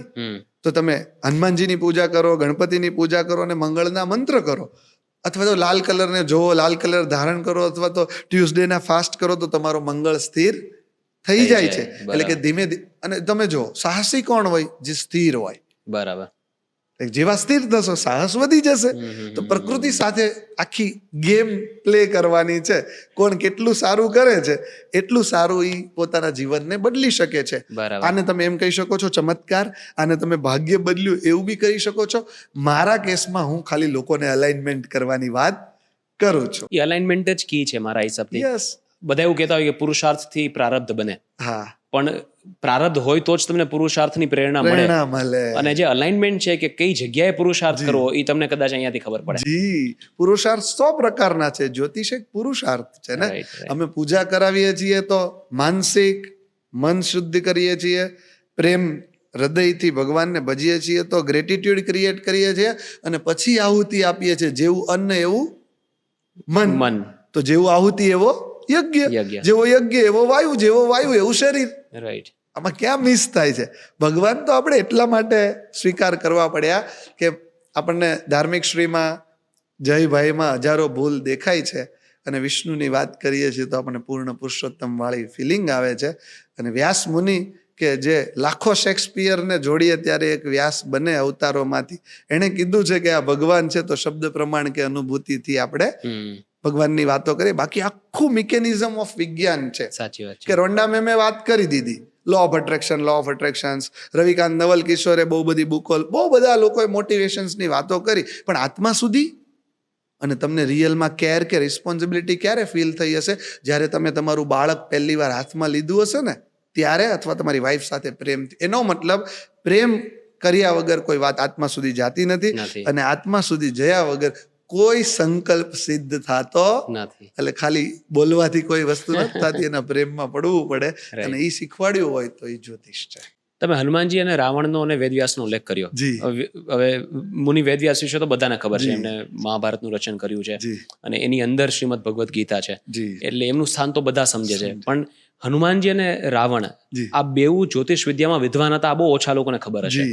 તો થોડી એના વિશે વાત કરીએ કે હનુમાનજીને જ્યોતિષ વિદ્યાની શું જરૂર પડી, અને રાવણને જો જ્યોતિષ વિદ્યા ખબર હતી તો એ તો ઘણું બધું ચેન્જ કરી શકે એમ હતો, તો એ કેમ હાર્યો છે યુદ્ધમાં? આપણે થોડી એના વિશે વાત કરીએ. જો રાવણે જે મહાવિદ્યાઓમાંથી જ્યોતિષ વિદ્યાને મહત્વ આપ્યું, એટલે જ જ્યારે તમે રાવણના કન્ટેક્સ્ટથી જ્યારે તમે રાવણ સંહિતા વાંચશો તો સીતાને માતાની વ્યાખ્યામાં લઈ ગયા છે. ક્યારેય દુરાચારની વ્યાખ્યા નહોતી, પણ એક એવો જ્યોતિષ કે જેને ભગવાનના હાથે વધ કરવો, તો કે ભાઈ મોત તો આવવાનું છે ને, સત્ય છે. કૃષ્ણે જન્મ લીધો, એ શિકારીના હાથથી ગયા, તો રાવણને હું ને તમે કોણ છે? તો અગર જો મારી મહાનતા કોનામાં કહેવાય કે મૃત્યુ બી લઈએ તો રામના નામથી લઈએ, તો આના કરતા મોટો જ્યોતિષનો ઉલ્લેખ શું હોઈ શકે છે કે તમે મૃત્યુને જીતી ગયા? હે ને? તમે જો એક બહુ સરસ વાત કરું, તમે જે સ્ટેટ ઓફ માઇન્ડમાં સૂતા હોય ને એ સ્ટેટ ઓફ માઇન્ડમાં સવારે જાગો. તમે 10 વાર રામ બોલીને સૂજો, આજે ફોન મૂકી દેજો 1 મિનિટ, સવારે તમને રામનું નામ યાદ આવશે. આપણે 84 લાખ યોનિની વાત કરીએ છીએ. જે સ્ટેટ ઓફ માઇન્ડમાં મર્યા હોય ને એ જ સ્ટેટ ઓફ માઇન્ડમાં બીજો જન્મ થાય. એટલે આપણે તુલસી ખવડાવીએ ને રામ રામ રામ બોલો ભાઈ, રામ બોલીએ, કેમ કે આત્મા જાગતો હોય. તો રાવણે સ્વયં રામને બોલાવી લીધા. આની કરતા શ્રેષ્ઠ એસ્ટ્રોલોજી શું હોઈ શકે છે? આવા અનેક ઉપયોગ છે. જુગ સહસ્ત્ર જોજન પરવાનું ચેક કરીએ એવા ત્યાં જઈને કે ભાઈ સૂર્ય મહાન કે હું? એમને તો હનુમાનજી અંતર નથી આપ્યું ને, કાપ્યું છે. સૂર્ય હારે બી કે ભાઈ તમારું તેજ યોગ્ય છે એ જાણવું પડે. તમારે કોઈ ગુરુને, જ્યોતિષને કે એના ગ્રહોને તમારે જ્યારે મનુષ્ય થઈ ગયા, તમે માયામાં છો, તો તમારે માયાના કારણ, હનુમાનજી ગમે તેટલા શ્રેષ્ઠ ભગવાન હતા છતાં એને રિંગ લઈને સીતા માતા પાસે જવું પડ્યું ને. એટલે કોઈ ભગવાન પણ જ્યારે મનુષ્ય અવતાર લે છે તો એને માયાના નિયમોનું પાલન કરવું પડે છે. ને કૃષ્ણ ભગવાનને જોયા તમે કોઈ દિવસ મુકુટ વગર? ન હોય ને, એકદમ 16 શૃંગારમાં જ હોય. તો એમ એસ્ટ્રોલોજીના અનેક ઉપયોગો તમે જુઓ. સૌથી સારું જ્યારે એમને જડીબુટ્ટી હનુમાનજી લેવા ગયા તો બી એ પ્રદેશ કેવી રીતે નક્કી કરવાનો હતો? મતલબ રશિયાની એક જીઓગ્રાફી છે, એટલે ત્યાં યુરેનિયમ ને થોરિયમ થાય છે. તો એ 2 એંગલથી જાણી શકાય છે, ક્યાં તો રિસર્ચ કરીને, ક્યાં તો બહુ સારી સ્ટ્રોંગ એસ્ટ્રોલોજી કરીને કે જે deep dive of vibration feel કરે છે. એટલે એસ્ટ્રોલોજીનું ઊંડાણ એવું લાગે કે માપી જ ન શકાય. જેટલા લોકોને મળો અને જેટલા વધારે વિદ્વાન લોકોને મળો એટલું ઊંડું જ્ઞાન એમાંથી બહાર આવતું રહે. જે તમે કીધું કે જગ્યાના વાઇબ્રેશન, તો એનો પણ એસ્ટ્રોલોજીમાં ક્યાંક ઉલ્લેખ હશે, પણ લોકોને એવું જ લાગે એસ્ટ્રોલોજી ઇઝ ઓલ ઓવર ગ્રહ અને નક્ષત્ર ને એવું બધું. તો એસ્ટ્રોલોજીનું ઊંડાણ સમજવું હોય તો ક્યાંથી સમજી શકાય? જો પહેલું તો કે ભાઈ હું કે તમે, હજી આપણે પોતાને નથી સમજી શક્યા કે હું આઈ એમ, તો આપણે એટલી ઊંડાણની વાતો શું કામ કરવી જોઈએ? મતલબ જ્યારે તમે તમારી વાઈફના પ્રેમમાં પડ્યા તો ઊંડાણમાં ગયા કે પ્રેમનો આનંદ લીધો? આનંદ લીધો. તો સનાતન પરંપરા તો એમ કે છે સતચિત્ત એટલે આનંદ. એટલે આનંદ આવે ત્યારે ઊંડાણમાં જવાની કઈ જરૂર નથી. કેમ કે મારી ને તમારી કદાચ પાત્રતા ભૃગુ ઋષિ કે વિષ્ણુ ભગવાન જેવી, એટલે કદાચ આપણે નહીં સમજી શકીએ. તો અત્યારે લોકો જે એસ્ટ્રોલોજી સમજે છે એ કેટલા ટકા હશે? ઓરિજિનલ જે આખું વિજ્ઞાન છે એનું કેટલા ટકા હશે જે લોકો અત્યારે ઉપયોગ કરે છે? જો જ્યારે હું પાયથાગોરસ સમજતો નથી પણ અપ્લાય કરું છું તો 100% છે ને. એટલે જે લોકો સમજે છે એ કદાચ નથી સમજી શક્યા, પણ જે લોકો રાઈટ વે ઓફ અપ્લાય કરે છે તો એ 100 આઉટ ઓફ 95% તો છે જ. મતલબ તમે સમજો કે તમે પ્રેમને સમજી નથી શક્યા પણ તમે પ્રેમ કર્યો છે. તમે પ્રેમને સમજી નથી શક્યા પણ તમે એનો આનંદ લીધો છે. એવી રીતે જ છે કે ઘણા સબ્જેક્ટ બહુ ડીપ છે, એને કદાચ તમે સમજી નહીં શકો, પણ એનો આનંદ તો એઝ ઇટ ઇઝ છે. એ ઉપયોગમાં આવે છે. તો મને હજી નથી ખબર કે પાયથાગોરસ કેવી રીતે રિસર્ચ થયો, પણ મારે પ્લોટિંગ કરવાનું હશે તો હું એનો જ ઉપયોગ કરીશ. સેમ વસ્તુ છે. Billionaires believe in astrology, millionaires don't. આવું જેપી મોર્ગન કહી ગયા છે. અને જેપી મોર્ગન એટલે ખાલી પૈસે ટકે નહીં, પણ પોલિટિકલી પણ બહુ પાવરફુલ વ્યક્તિત્વ હતું. એક સમય એવું કહેવાય કે અમેરિકા એ ચલાવતા, એ નક્કી કરતા કે કોણ પ્રેસિડેન્ટ બનશે. એ એક એવી વ્યક્તિ હતી કે જેણે અમેરિકાના અલગ અલગ બિઝનેસીસને કન્સોલિડેટ, પહેલી વાર દુનિયામાં કન્સોલિડેશન નામનો વર્ડ બિઝનેસમાં કોઈ સાંભળ્યો, કે કન્સોલિડેટ કરીને એક એવી મોટી કંપની બનાવી, એવી બેંક બનાવી, જે આજની તારીખે વર્લ્ડની મોટામાં મોટી બેંક છે. તો એમની એવી બિલીફ એસ્ટ્રોલોજીમાં કેવી રીતે આવી હશે, અને મોટા માણસો એસ્ટ્રોલોજીનો ઉપયોગ કેવી રીતે કરે, એ મારે જાણવું છે. જુઓ, ખાલી જેપી મોર્ગન નહીં, અનંત અંબાણીના મેરેજ હતા તો એના પહેલા તમે જોયું શિવ અભિષેક થયો હતો, જેવો દુનિયામાં ક્યાંય થયો ન હોય. ખાલી જેપી મોર્ગન નહીં, આલિયા ભટ્ટ બી એવું કહે છે કે મૂવી સિલેક્શન્સમાં મને કોઈ ઉપયોગમાં નહીં આવે એટલું મને એસ્ટ્રોલોજી ઉપયોગમાં આવે છે. અને અમિતાભ બચ્ચનજી બી 20 વર્ષથી હાથમાં 2 કરોડ રૂપિયાનો કાશ્મીરી નીલમ એટલે કે શનિનો ગ્રહ પહેરે છે. હું તમને એક બહુ સારું દ્રષ્ટાંત આપું. 2000ની સાલ હતી. અમિતાભ બચ્ચનજીનું બધું ર્યુન થઈ ગયું હતું, આખી દુનિયા જાણે છે. કરોડપતિ સિલેક્ટ કર્યું. શનિ રોગ, શત્રુ અને ઋણનો કારક જેવો ધારણ કર્યો, અને 20 વર્ષથી શો હજી ચાલે છે. અને તમે જો આજે કદાચ 5,000 કરોડની નેટવર્થ હશે. અજય દેવગનજી બૃહસ્પતિ ધારણ કરે છે. તમે જુઓ 10 વર્ષ પહેલા રાજુ ચાચાની નિષ્ફળતા પછી એમણે યલો સફાયર ધારણ કર્યો, અને એઝ અ ડિરેક્ટર બી સફળ ડિરેક્ટરોમાં હવે આવી ગયા. આપણે બધા શું કહેતા હતા કે આને મૂવી બનાવવું જોઈએ નહીં. તો એવું નથી. બધા એવરી રીચ વિઝડમ, જુઓ વિજ્ઞાન છે, સત્ય છે. હું એમ કહું છું કે ગુરુ પોખરાજ પીળો આવે છે, એટલે કે ગુરુ પીળો જ છે, વાયુને દર્શાવે છે. હવે તમારે નાસાના વેલિડેશનની રાહ શું કામ છે? જો તમે હનુમાનજીને માનો છો, જો તમે હનુમાનને, વિષ્ણુને માનો છો, વિષ્ણુ ભગવાનને, તો તમારે કોઈના વેલિડેશન્સ લેવાની જરૂરિયાત નથી. તો બધા મહાન માણસો એસ્ટ્રોલોજીમાં મસ્ટ બિલીફ કરે છે. પણ આ સબ્જેક્ટ એવો છે કે જાતે સબ હે બતાતા કોઈ નહીં હે. બધા એનું લોકો, કારણ શું, કેમ લોકો ખુલીને વાત નથી કરતા? એનું કારણ મેઇન એ જ છે કે ભાઈ લોકોને પોતાના ઈગો સાથે પ્રશ્ન આવી જાય છે કે હું મારા પ્રોબ્લેમ ન સોલ્વ કરી શકું. પણ લોકો જ્યારે એવું વિચારવા મળશે કે રામને વશિષ્ઠજીની જરૂર હતી, રાઈટ, ચંદ્રગુપ્તને ચાણક્યની જરૂર હતી, નરેન્દ્ર મોદીજીને અમિત શાહ જેવા સારા કેન્દ્રીય મંત્રોની જરૂર છે. આ દુનિયામાં તમે જુઓ, દરેક વ્યક્તિને આપણે બધા એકબીજાના સ્વાવલંબનમાં, પરાવલંબનમાં છીએ. તો જ્યારે લોકો એમ સમજી જાય છે કે મારે બી જીવનમાં, અર્જુનને કૃષ્ણની જરૂર પડી. કોણ અર્જુન? જેની પાસે બ્રહ્માસ્ત્ર હતું. કોણ અર્જુન? કે જે 10 અધ્યાય સુધી નહીં સમજી શક્યો કે બાજુમાં ભગવાન બેઠા છે ને આ કહેવા માંગે છે, પણ છતાં એમણે છોડ્યા નહીં. આ મહાનતા હોય. જેમ માણસ મોટો થાય ને તો એની સાક્ષી ભાવ શોધવાની રીત બહુ સારી થતી હોય છે. એટલે billionaires do believe in astrology, millionaires don't. એટલે કે નાના સ્ટેજે અંધશ્રદ્ધા વધારે હોય છે. જેમ જેમ સબ્જેક્ટ મોટો થતો જાય એમાં વિજ્ઞાન છે, પરંપરા છે, બહુ સારું. અને કેવા માણસો હતા. વિષ્ણુજીએ જ્ઞાન આપ્યું, પણ તિલક કરીએ ત્યારે એમ ન કીધું ઓમ વિષ્ણવે નમઃ બોલવાનું. હું કીધું? શાંતિરો શાંતિ ભવતું. પૃથ્વીને દર્શન કરો તો વિષ્ણુ રે નથી બોલવાનું, પૃથ્વીનો મંત્ર બોલવાનો છે. અને જ્યારે જલને સિદ્ધ કરો તો વરુણ દેવને સિદ્ધ કરવાના છે, મને નહીં. ભગવાન હતા પણ કોઈ ઈગો નહોતો. પણ કલિયુગની આ પરંપરા છે. જ્ઞાન અને અહંકાર આપણા સૌથી ખરાબ બીજ છે. એટલે લોકો એટલું શેર નથી કરી. અને હા, ઘણીવાર લોકો પ્રોબ્લેમ્સમાં હોય છે તો લોકો પ્રોબ્લેમ્સ નથી બતાવવા માંગતા. આ બહુ જનરલ કારણ છે. બરાબર છે. તમને એવું લાગે છે કે લોકોને, મતલબ આજે ફેમસ લોકો છે, એ લોકોને બી બીક હશે કે અગર બહાર આવે કે હું એસ્ટ્રોલોજીમાં બિલીવ કરું છું તો લોકો મને અનુકૂળ માનશે, કે મને જૂના જમાનાનો માનશે, કે રૂઢિચુસ્ત માનશે, એવી બીક હશે લોકોને? આપણે છેલ્લા 100 વર્ષમાં એટલી વેસ્ટર્ન વાતો કરી દીધી છે ને કે આ બીક આવી ગઈ છે. રામ ભગવાનને વાંધો નહોતો યુદ્ધ પહેલા જાતા આદિત્ય હૃદયમ સ્તોત્ર કરવામાં. કૃષ્ણ ભગવાનને જ્યોતિષ વિદ્યામાં વાંધો નહોતો, રાવણને જ્યોતિષ વિદ્યા શીખવામાં વાંધો નહોતો. પણ આપણને બધાને પ્રોબ્લેમ થઈ ગયો કેમ કે આપણી ફિલોસોફી જ એવી રીતે બનાવી દીધી કે તમે સૂટ પહેરીને, ટાઈ પહેરીને મિટિંગમાં જાઓ તો તમે સારા આગો મતલબ આ વેસ્ટર્ન પ્રભાવ છે અને છેલ્લા 15 વર્ષથી તૂટી રહ્યો છે. અને જો ટચવુડ ભગવાનની કૃપા હશે તો 15 વર્ષમાં આમ બી બધાની ઇકોનોમી થોડી તો સ્લો ડાઉન છે, એટલે પાછું આપણે સોની કી લોકો એના પર ચીડિયાની જેમ પાછા રાજ આવશે. કરશું. Right. એક બિઝનેસમેન એસ્ટ્રોલોજીનો કેવી રીતે ઉપયોગ કરી શકે? શું શું જોઈ શકે એસ્ટ્રોલોજીથી? એક તો કે કોની સાથે બિઝનેસ કરવો, બીજું ક્યાં બિઝનેસ કરવો, ત્રીજું તત્વ કયું હોઈ શકે છે, અને ચોથું કે ક્યારે રિસ્ક લેવાનું છે અને ક્યારે શાંતિ રાખવાની છે. કેવી બરાબર. રીતે? 10મું સ્થાન છે કામ મળવું, આવડવું, કરવું, કરાવવું. તો ધારો કે 10મા સ્થાનમાં કોઈનો મંગળ બેઠો છે તો ધરણી ગર્ભ સંભૂતમ રિયલ એસ્ટેટનું કામ કરવું, વિદ્યુત શાંતિ સમપ્રભમ એનર્જી પાવર જનરેશન્સ અને કોઈ બી એનર્જીના સબ્જેક્ટનું કામ કરવું, કુમારમ શક્તિ અસ્તમ ચ એન્ડ કન્ઝ્યુમર યંગસ્ટર્સ હોવો જોઈએ, મંગલમ પ્રણમામ્યમ. તો એવી રીતે 10મા સ્થાનને જોઈને આપણે તત્વ નક્કી કરી શકીએ છીએ કે તમે મેટલમાં સ્ટોક લેશો કે લિક્વિડમાં લેશો.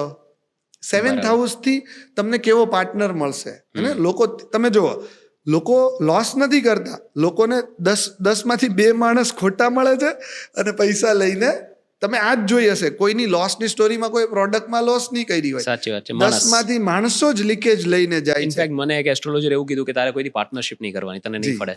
જી એનું કારણ શું હોઈ શકે? જો હું તમને કહું, પહેલી વસ્તુ તો આનો ઉપયોગ પ્રોબ્લેમને સોલ્વ કરવા માટે છે, પ્રોબ્લેમને દેખાડવા માટે નહીં. નથી. હું એવું કહી શકું છું કે તમારા માટે આપણે યોગ્ય પાર્ટનર શોધશું, ગમે તેની સાથે પાર્ટનરશિપ કરી શકાય નહીં. નહીં. 7th હાઉસ ભાગીદારીને દર્શાવે છે. જેનું 7th હાઉસ પીડિત હોય એવા લોકોને પાર્ટનરો ધોકો આપે, અચ્છા. પાર્ટનરો ક્યાંક ખબર ન હોય ને 5% લઈ જાય, પાર્ટનરો પોતાના જગ્યાએ એના નામ પર લોન લેવડાવી દે.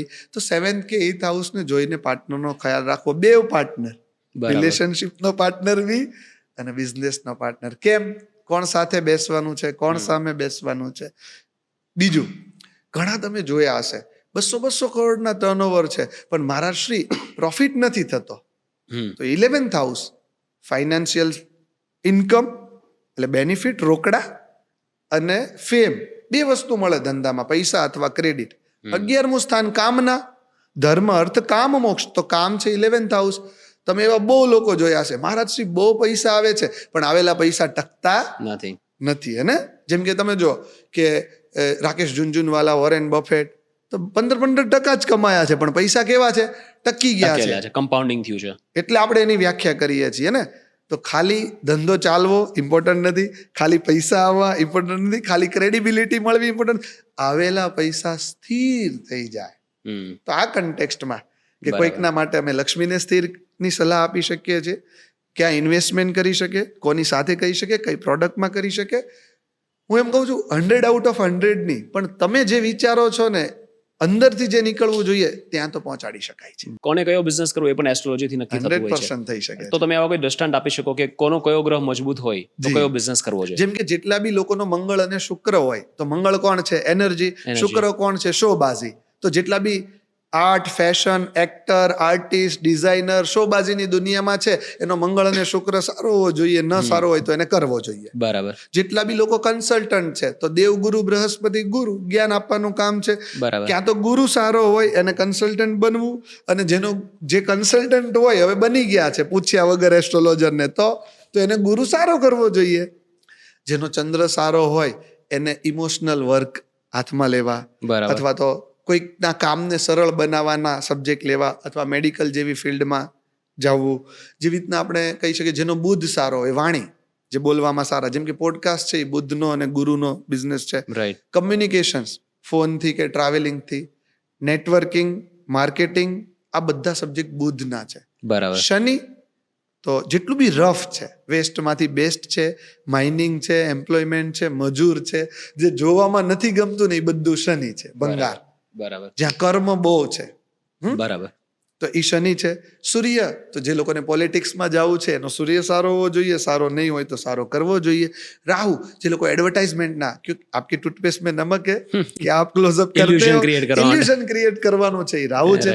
કેતુ કે જે લોકો સ્થિત પ્રજ્ઞ કેપ્ટન મહેન્દ્રસિંહ ધોની જેવા બનવા માંગે છે, જે લોકો રાજા બનીને સ્થિર રહેવા માંગે છે, રાહુલ દ્રવિડ. એટલે તમે જે હિસાબથી કીધું કે જેનો જે ગ્રહ મજબૂત હોય એ હિસાબથી એને ફિલ્ડ ચૂઝ કરવું જોઈએ.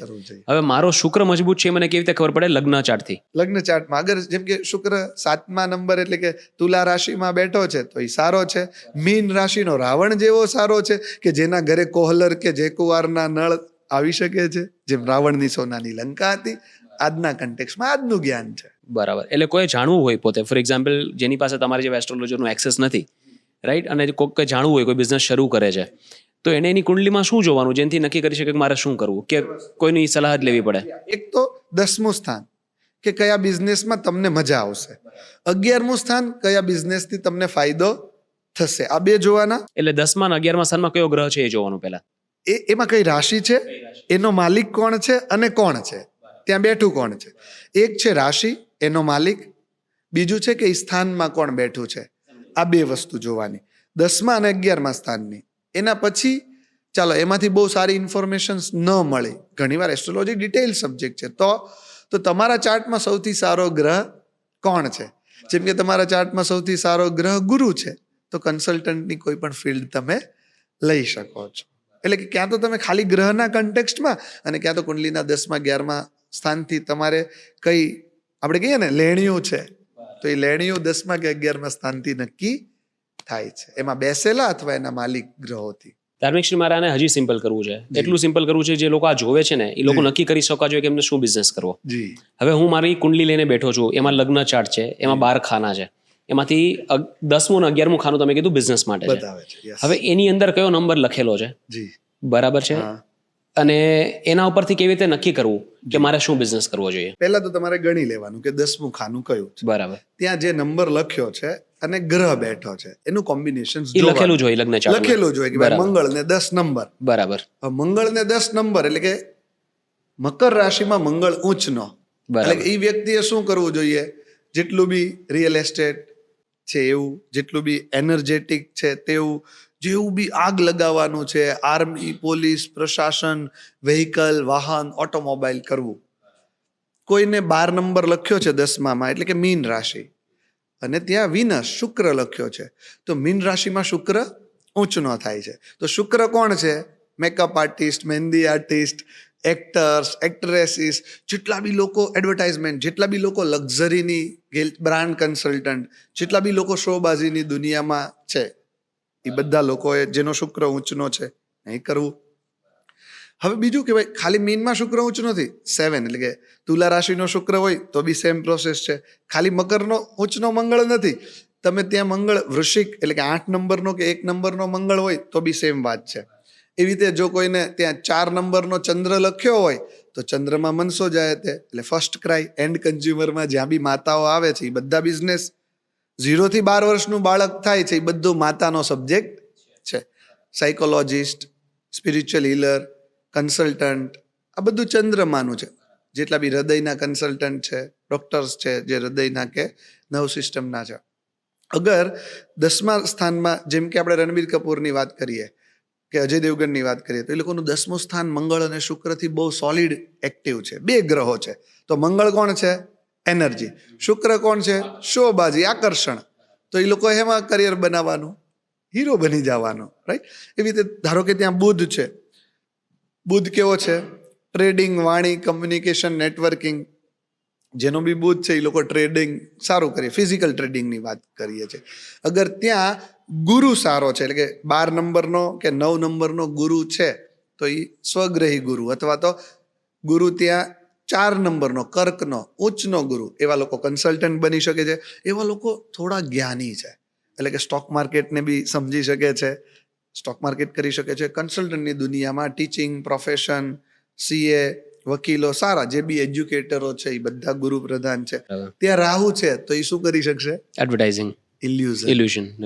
હવે એમાં જાદુગર પણ બની શકે. જાદુગર બી વૃષભનો કે મિથુનનો રાહુ હોય તો એ લોકો બધા ઇલ્યુઝન ક્રિએટ કરી વધારે કરી શકે છે ને. જેટલું હવાલા, કબાલા, જેટલું બી ઇલ્યુઝન ફેલાવાનું કામ છે. હવે ત્યાં નીચનો મંગળ હોય તો એ આર્મીમાં નહીં જાય, આતંકવાદી બનશે. બરાબર. Just four sec of the information કે એવી રીતે જો ગ્રહો નીચના હોય તો એ તો નહીં જ કરવું, એ કામ નહીં કરવાનું. બરાબર, એને અવોઇડ કરવાનું. એટલે બેઝિકલી ગ્રહની તમારી 10મા અને 11મા સ્થાનમાં જે રાશિ અને જે ગ્રહ છે એની પ્રકૃતિના હિસાબનું કોઈ પણ કામ તમે ચૂઝ કરી શકો. 2 વસ્તુ થશે. એ વસ્તુ તમને મજા આવશે, અલ્ટિમેટલી તમે પૈસા એમાં કમાઈ શકો. 3 ઇડિયટની તમે લાઈન સાંભળી છે ને, પૈસે કે પીછે મત ભાગો, એક્સેલન્સી. તમે કામને આનંદ કરો, પૈસા તમારી પાછળ આવશે. છે.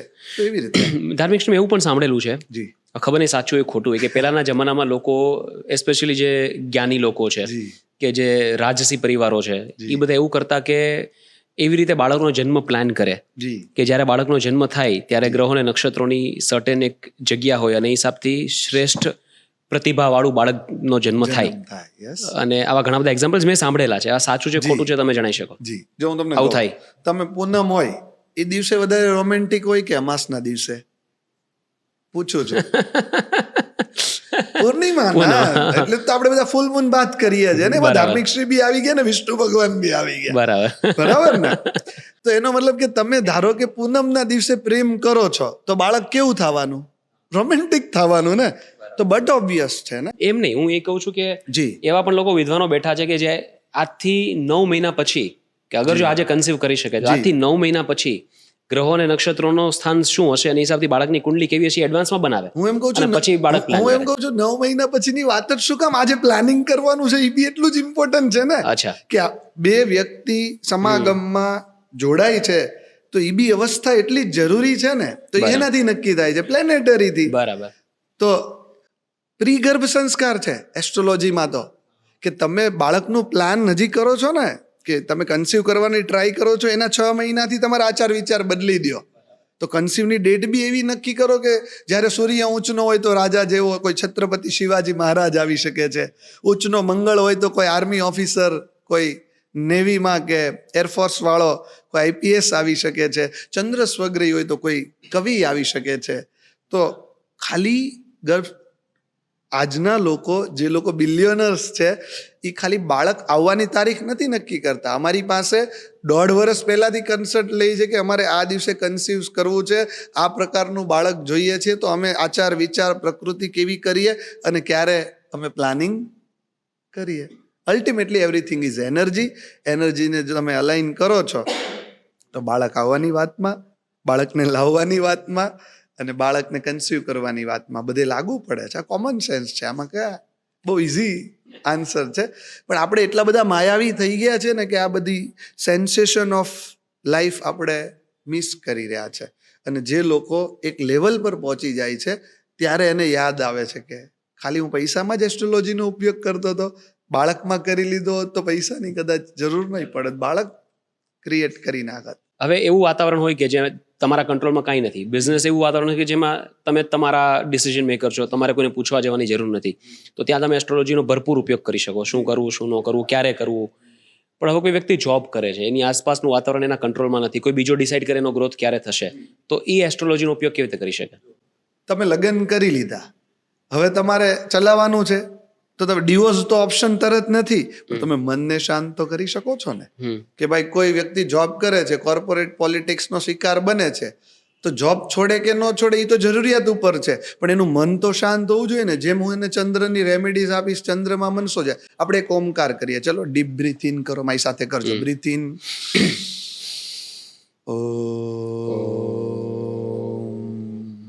તમને શાંતિનો અનુભવ થયો? થયો. હવે એક મંત્ર કરીએ, ઓમ સોમ સોમાય નમઃ. ઓમ સોમ સોમાય નમઃ.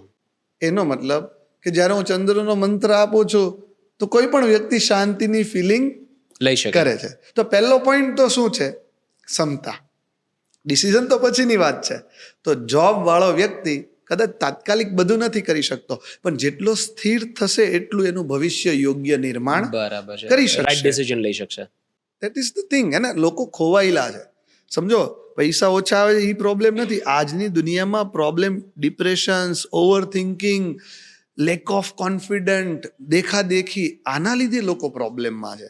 કાંઈ હર વખત પૈસા જ કન્સર્ન નથી. અને હા, જ્યારે ઇન્ટરવ્યુમાં જાય છે તો હું કહું છું, શુક્રવારે જવાનું છે, આ કલરના કપડાં પહેરવાના છે, અને ઇન્ટરવ્યુની ડેટ પોસિબલી આ રાખવાની છે, અને આ મંત્ર સાથે જવાનું છે. ત્યારે એનું વ્યક્તિગત અલાઇનમેન્ટ એટલું સરસ થઈ જાય છે કે એ 20,000 માંગવાનો હતો અને 30,000 માંગીને આવે છે, ને બોસને બી એટલું ઇમ્પ્રેસ થઈ જાય છે કે એ 27,000 આપી દે છે. That's what all about. કે અગર એનર્જી યારે રમવાનું જ છે તો એ તો ક્યાં બી પ્લે કરી શકીએ છે. જ્યારે લગ્ન થાય ત્યારે એમ લોકો કહેતા હોય કે કુંડલી મેચ કરવી છે, કુંડલી જોવી છે. શું જોવે? બેઉની કુંડલીમાં શું સમાનતા કાઢવી પડે લગ્ન કરવા હોય ને સક્સેસફુલ લગ્ન કરવા હોય તો? મસ્ત વાત કરીશ આના માટે હું. બે કપલ હોય, કોઈ બી બે વ્યક્તિ ડેટ કરે તો શું જાણવાનું હોય? પહેલા કે ઇન્ડિવિજ્યુઅલી સ્ટબન છે કે નહીં, તો મંગળથી જાણી શકાય છે. બીજું તમે શું જાણો કે મારી વર્ક લાઈફમાં પ્રોબ્લેમ કરશે કે નહીં, તો એ વર્ણથી જાણી શકાય છે. ત્રીજું કે આની સાથે હું લગ્ન કરીશ તો ભાગ્યોદય થશે કે નહીં, એ કેવી રીતે નક્કી એ થાય? તારાથી જોઈ શકાય છે. કે જો તમારો ચાર્ટ બહુ સારો છે, તમારી એનર્જી બહુ પોઝિટિવ છે, તો તમે સામેવાળા પાત્ર સાથે જોડાવ છો, તમે વધુ સ્થિર ફીલ કરો છો, સાહસ વધી જાય છે અને સાહસની સિદ્ધિ હોય છે. તો એ રીતે ભાગ્યોદય જોઈ શકાય છે. પછી હું જોઈએ છે કે આપણા છોકરાઓ કેવા થશે, તો નાડી ઉપરથી productivity, fertility and brightness of the children. વિજ્ઞાન બી કહે છે જ્યારે DNA બે અલગ હોય તો ડાયનેમિક બાળક આવી શકે, તો નાડી અલગ હોય તો સારું બાળક આ નાડી શું? આવે. નાડી એટલે કે તમે નાડી વેદોને જોયા હશે ને, કે આપણી નાડી ચેક કરે. તો નાડીના અનેક પ્રકારો છે કે એ તમારા DNA ની એક સિમ્પ્લિફાઈ પેટર્ન છે, રાઈટ. અને વિજ્ઞાન એવું કહે છે કે આ પેટર્ન જેટલી અલગ હોય એટલું બાળક સારું થાય. કેમ? તો ડાયનામિઝમ મળી એટલે જાય ને. કોઈની ફાયરની નાડી છે હા. અને એ એરની નાડી વાળા સાથે લગ્ન કરે તો લગ્ન ફાયર કરે. અને એર મિક્સ આવે. એ બેઉ element mix હવે થાય બે તેનું. આગ વાળા હોય તો આગ લગાવી દે છે, રાઈટ. Right. તો એવું. પછી વાત કરીએ કે એક્સપ્રેશન ઓફ લવ, હે ને. હા. આજના સમયમાં જુઓ તમે, લોકો પાસે પૈસા છે પણ એક્ટ ઓફ લવ નથી, એક્સપ્રેશન ઓફ લવ નથી. સ્ત્રીઓને પૂછશો તો એક જ વાત છે કે મારો હસબન્ડ મને ટાઈમ આપતો નથી. તો એક્સપ્રેશન ઓફ લવ નીકળી ગયું. તો કુંડલીમાં 5મું સ્થાન વિદ્યા, પ્રેમ, પુત્ર. તો પ્રેમની વાત હું જ્યારે કરું છું તો એક્સપ્રેશન ઓફ લવ. તો જે 9 વસ્તુઓ છે જે બહુ બહુ નીટ એન્ડ ક્લીન છે કે પાત્રતામાં આવું હોવું જોઈએ. તો અગર હું એના ઉપર વાત કરું છું અને તમારે જે વસ્તુની 100 ડેટ કરવી પડે એ હું તમને જો 15 મિનિટમાં આપી દઉં તો તમને વાંધો શું છે? અને જો તમને પ્રશ્ન હોય તો તમે પહેલા એક્ઝિસ્ટિંગ કપલનું મેચ કરાવી જો, તમને ખબર પડી જશે ને. આ તો બધું આત્મસાતની વાતો છે. આ લોકો જે કે જે માંગલિક છે જી. એ શું? હવે કેવું છે કે આ છેલ્લા 60-70 વર્ષમાં છે ને જે રીચ એસ્ટ્રોલોજી થોડી જતી રહી અને એકાદ દોષને જ આપણે કુટિયા કરીએ છીએ બરાબર કે ભાઈ પિતૃ દોષ, નાગ દોષ અને મંગળ દોષ. બરાબર અમુક પ્રદેશમાં તો આના સિવાયના દોષ બી હજી લોકોને નથી ખબર. બરાબર ઇન્ડિવિજ્યુઅલ સ્ટબનનેસ. અને મંગળ કેવો છે? બહુ વધારે એનર્જી, એમ્બિશિયસ ગ્રહ છે. બરાબર તો હવે બેવ પાત્ર એમ્બિશિયસ હોય તો વાંધો ન આવે, બરાબર ક્યાં તો બે નોન એમ્બિશિયસ હોય તો બી વાંધો ન આવે. પણ એક બહુ એમ્બિશિયસ હોય અને હાથી યારે ઘોડો ન જાય, બરાબર છે. હાથી યારે હાથી જાય, હાથીનો સ્વભાવ અલગ હોય તો ચાલે. રાઈટ. તો અલ્ટિમેટલી મંગળ દોષ એટલે કે મંગળનું એગ્રેશન છે કે બે પાત્રતામાં જે જિદ્દી પ્રકૃતિ, એમ્બિશિયસનેસ અથવા તો એક્ટિવ લાઈફ કેવી છે.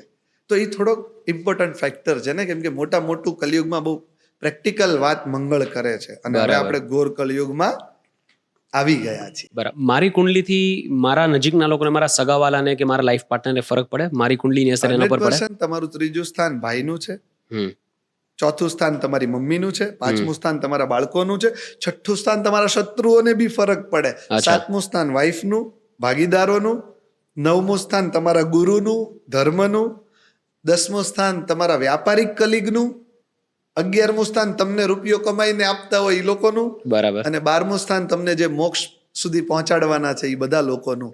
તો આ બધા લોકોને બી ફરક પડે અને એનાથી તમને બી ફરક પડે. રાઈટ. તમે 2 ગ્રહ પહેર્યા છે, જી. એક મંગળ અને એક ગુરુ. જી આ રેમેડી કેવી રીતે નક્કી થાય? જી. જેમ કે હું કોણ છું? ગુરુ, કન્સલ્ટન્ટ. મારે શું કરવાનું છે? લોકોને અલાઈન કરવાના છે. તો મારી સાત્વિકતા હજી વધવી જોઈએ, મારું કન્સલ્ટેશન હજી સારું હોવું જોઈએ, મારું ગુરુત્વ એવું હોવું જોઈએ કે બધાનો અંધકાર દૂર કરી દે. તો મારે શેની જરૂર છે? ગુરુની. ગુરુની. કે હું વધારે સ્થિર હોવો એને જોઈએ. તમારે પહેરવો કેમ પડ્યો કે એની જરૂર છે ને વધારે જરૂર એક્ટિવેટ નથી કરવાની આ કે વસ્તુને હજી યોગ્ય કરવા હજી માટે. વધારે પ્રબળ કે ભાઈ, કરવા માટે? આટલી માયામાં છીએ તો માયાના પ્રભાવમાં ન આવી જઈએ, સાત્વિકતાના પ્રભાવમાં રહીએ. અને જેવો દેવ ગુરુ બૃહસ્પતિ હતો એવી ગુરુ પરંપરાને, કેમ કે અમે લોકોના પ્રાઇવેટ સબ્જેક્ટ ઉપર જતા રહીએ છીએ, તો જો ત્યાં માયાથી પ્રભાવિત થઈ ગયા તો એને સારું જ્ઞાન આપી શકશું નહીં. એટલા માટે પ્રોબ્લેમ નથી. મંગળ તો કે ભાઈ તમે જુઓ ને, આ મંગળ મેં એટલા માટે પહેર્યો છે કે લોકો મને બોલાવે છે આ વાતો કરવા માટે, કેમ કે હું બહુ પ્રેક્ટિકલ એસ્ટ્રોલોજીની વાત કરું છું અને હું બિલીવ બી એવું કરું છું કે આપણે બહુ ભવિષ્યની વાતો નથી કરવાની, આજે એવી વાતો કરવાની છે કે જે સારા ભવિષ્યનું નિર્માણ કરે. તો મંગળ પ્રેક્ટિકલ છે. તો હું ખાલી ગ્રહોની વાત નથી કરતો, તમે પ્રશ્ન પૂછો છો ને હું ઉદાહરણની વાત કરું છું. તો જ્યારે મારે મારી એસ્ટ્રોલોજીને બહુ સોલિડ પ્રેક્ટિકલ કરવી છે તો મારે મંગળની જરૂરિયાત છે. હું માંગલિક બી છું, થોડું રિલેશનશિપના સબ્જેક્ટમાં બી હેલ્પફુલ છે, અને પ્રેક્ટિકલ વૃત્તિને બેલેન્સ કરવાની બી જરૂર છે. કેમ? નહીં તો મારી શક્તિ, ઇન્ટ્યુશન્સનું શું? એટલે એનર્જી, બેલેન્સ, જ્ઞાન, સલાહ સૂચન અને એડવાઇઝરી. એટલે એક બહુ મોટું મિથ છે, લોકોને એવું હોય કે કોઈનો મંગળ નબળો કે મંગળ દોષ હોય તો મંગળની વીંટી પહેરે, કે ગુરુ નબળો તો ગુરુની વીંટી પહેરે, પણ ખરેખર એવું હોતું નથી. નથી. લોકોને તો એવું છે કે કોઈ મેડિટેશનમાં જાય છે તો એ ડિપ્રેશનમાં છે. તમે જાણ્યું હશે કે ભાઈ તારે શું મેડિટેશનમાં જવાની જરૂર છે, બટ બિલિયનર્સ ડુ. હે ને? હવે કોઈનો કોઈ ગ્રહ મજબૂત છે, ફોર એક્ઝામ્પલ કોઈનો શુક્ર બળવાન છે, તો એને વધારે એને એક્ટિવેટ કરવાની જરૂર છે શુક્રને? હા, બહુ સારો અને સવાલ. એનાથી શું ફાયદો થાય? બહુ સારો સવાલ. આપણે એના બે કન્ટેક્સમાં લઈએ કે ભાઈ તમારા આજે મેરેજ છે, તમે શેરવાની બેરવાની બધું પહેરી દીધું, મેકઅપ બાકી છે અને પગમાં કાંટો વાગ્યો છે, તો પહેલા કાંટો કાઢવો જોઈએ કે મેકઅપ કરવો જોઈએ? કાંટો કાઢવો જોઈએ. નાની વસ્તુ કઈ છે?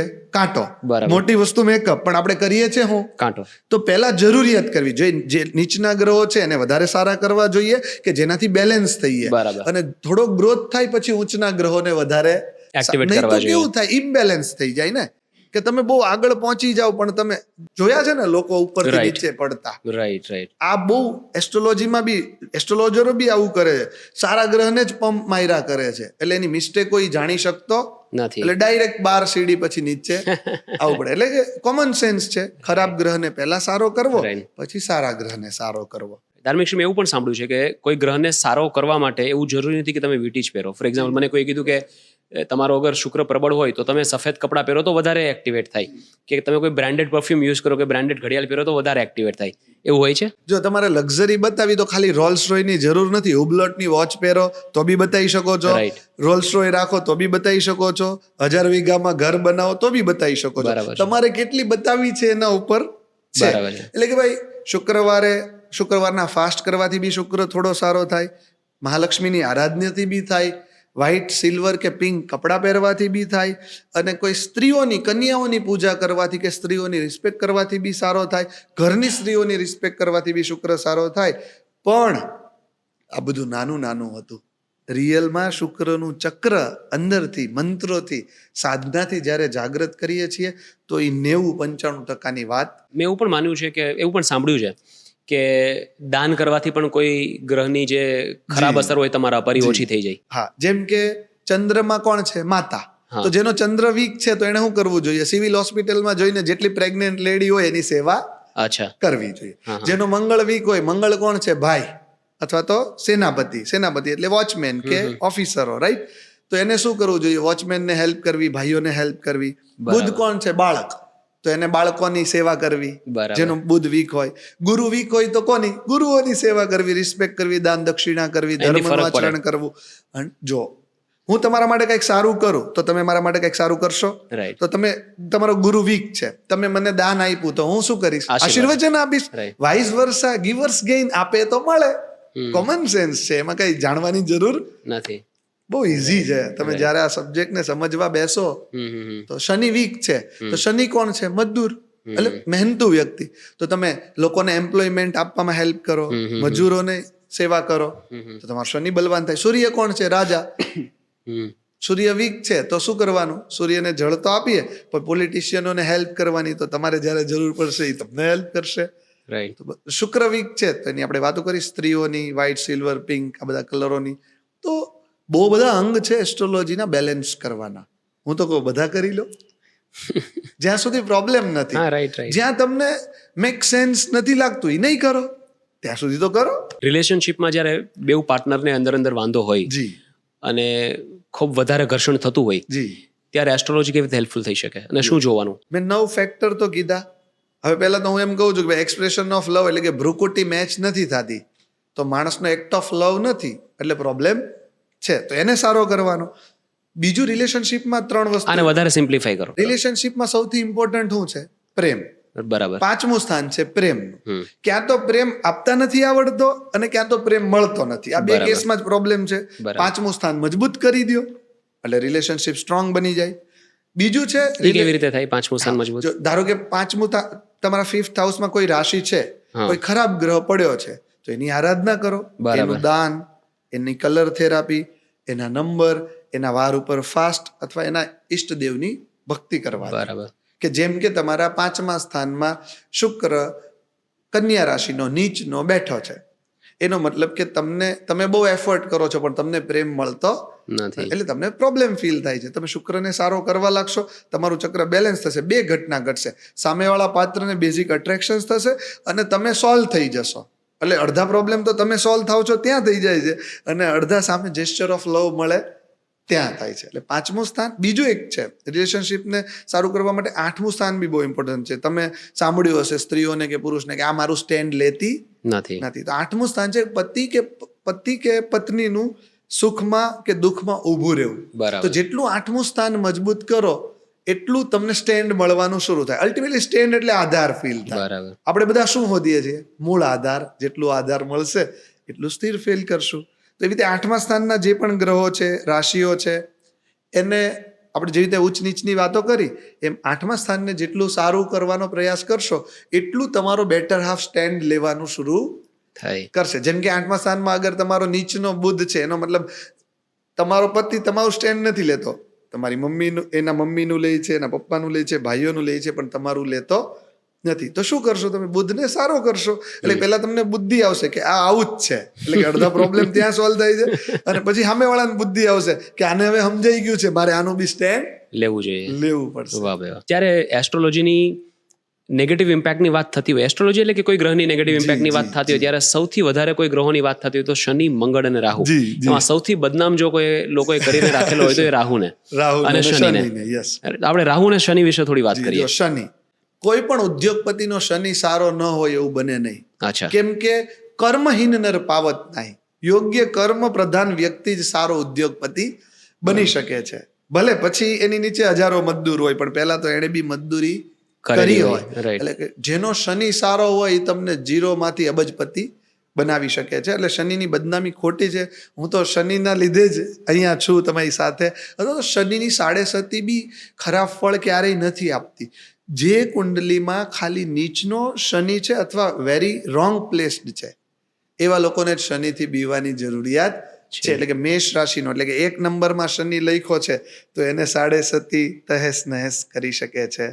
1 નંબર અને શનિ. બરાબર. અથવા તો જેમ કે 8મું સ્થાન, 12મા સ્થાન, આવા કોઈ સ્થાને વીક શનિ છે તો પ્રોબ્લેમ કરી શકે છે. બાકી શનિ જેવો કોઈ ગ્રહ નથી. બીજો છે રાહુ. રાહુના કન્ટેક્સમાં ઇલ્યુઝન પ્રોબ્લેમ છે. ઇલ્યુઝન એટલે કે તમે થોડા પૈસા કમાયા ને તમે વાવામાં આવી ગયા તો એ પ્રોબ્લેમ છે, હે ને? જો તમે ક્ષમતામાં નથી ને તો પાણીનો ગ્લાસ બી પ્રોબ્લેમ. વધારે પાણી પી લો તો ચાલે, વધારે ખાઈ લો તો ચાલે. રાહુ વધારે છે, કાંઈ બી વધારે કરી દે. તો રાહુ ખરાબ નથી. બધા ઉદ્યોગપતિનો રાહુ ઊંચનો જ હોય અથવા સારો હોય અથવા સારા ગ્રહો સાથે બેઠો હોય. પણ આમાં શું છે કે હવે એક લેવલે એસ્ટ્રોલોજર જો ખરાબ વાત કરે તો લોકોને બી ક્યારેક એવું છે કે ભાઈ મજા આવે છે. એટલે બાકી એને સોલ્વ કરવાનું છે. અને ગ્રહો ક્યારે એટલા ખરાબ નથી, એને જાણીને એને ફૂલફિલ કરવાના છે, એનર્જીને સોલ્વ કરવાની. એક બહુ પ્રચલિત કથા છે શનિ અને સૂર્યની. બાપ દીકરાનો સંબંધ છે અને બંનેને એકબીજા સાથે પ્રોબ્લેમ છે. એના કારણે જે વ્યક્તિને આ બેઉ ગ્રહની દશા હોય એના જીવનમાં ઘણા બધા ફેરફારો થઈ શકે. તો આ કથા શું છે? શનિ અને સૂર્યની કથા શું છે?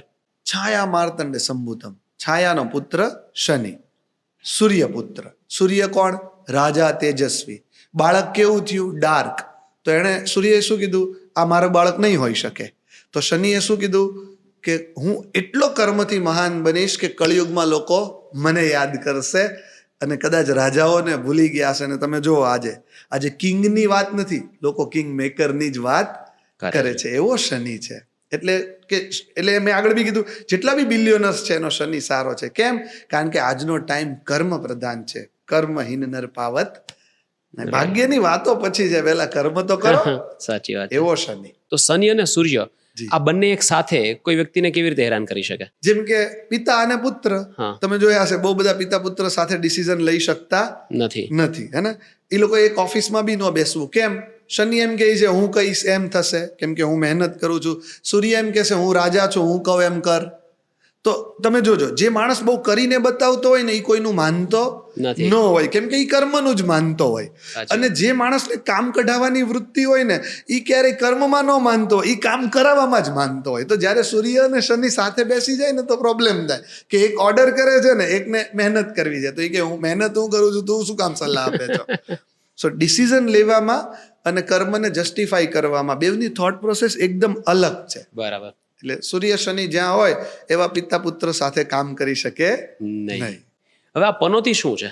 જી. કેવી એક અંતરદશા અને મહાદશા, ગ્રહોની સ્પીડના હિસાબથી નક્કી તમારા થાય છે. જીવનના કયા વર્ષમાં કયો ગ્રહ ક્યાં છે જી. હિસાબથી અંતરદશા અને મહાદશા હોય. જી. એમાં પનોતી ક્યાંથી આવે? જી, જો પનોતી છે ને એ લૌકિક વર્ડ છે અચ્છા. કે ભાઈ શનિ જ્યારે થોડો પીડિત બને છે, અમુક છઠ્ઠો, આઠમો, ચોથો આવો જ્યારે બને છે ત્યારે પનોતીની વ્યાખ્યા પનોતી એટલે કે ભાઈ જે યોગ્ય ખરાબ ન સમય. હોય એવું. બરાબર. અને પણ એ કોના માટે છે? જેનો શનિ પીડિત હોય એનું. બાકીના લોકો માટે પનોતી કેવી છે કે 27 મહિના શનિની સાયકલ હોય તો એ તમને 25 મહિના મહેનત કરાવશે પણ છેલ્લા 2 મહિનામાં 27 મહિનાનું ફળ આપે. આપશે. એટલે પનોતી છે. પનોતી એટલે સ્ટ્રગલ. બરાબર. જેમ કે આપણે કોઈ એમ કહીએ આ પનોતી આવી ગયો હા, તો એ સ્ટ્રગલ કરાવે પણ આપણને ત્યારે જ શીખવા મળે. મળ્યું હોય. એટલે એને બી પોઝિટિવ ઇન્ટેકમાં જ લેવું જોઈએ. કેમ કે જ્યારે તમને કોઈ ના પાડે ત્યારે તમે સૌથી વધારે ગ્રોથ. ફિલ્મ સ્ટાર્સ એસ્ટ્રોલોજીમાં બહુ બિલીવ કરે છે. જી મોટા ભાગના ફિલ્મ સ્ટાર એના હાથમાં તમે વીટીઓ જોવો જી અને ઘણા લોકોએ તો કીધેલું પણ છે કે હું એસ્ટ્રોલોજીમાં બિલીવ કરું છું. જી. તમારે કોઈની સાથે પરિચય કે કોઈ વાતચીત થઈ બહુ થઈ એવું બધા ખરું? લોકો છે કે ભાઈ તમે એ રિશ્તા ક્યાં કહેલાતાની આખી ટીમ કહી દો કે અમુક ડાયરેક્ટરો કહી દો. થોડું એસ્ટ્રોલોજીમાં વ્યક્તિગત નામ પ્રાઇવેસીનો સબ્જેક્ટ સાચી છે વાત છે. પણ ફિલ્મ સ્ટાર જ એનું રીઝન છે. કારણ કે એ લોકોએ પ્રગતિ 1 મહિનામાં 6 મહિનામાં જોઈ છે. રાતોરાત સ્ટાર વર્ડ યુ કમ યુઝ થાય સાચી વાત છે. છે. ઇનફેક્ટ ફિલ્મ સ્ટાર એટલે જ પ્લેનેટ હમ. કે જે લોકો ગ્રહોથી જ ચાલી ગયા છે ને. સ્ટાર વર્ડ શું કામ આવ્યો? બરાબર. હમ. બીજું બહુ બધું હતું ને. હમ, હમ, હમ. તો સ્ટાર ઇટસેલ્ફ, હું સૂર્યની વાત કરું છું, એ કોણ છે? સ્ટાર છે.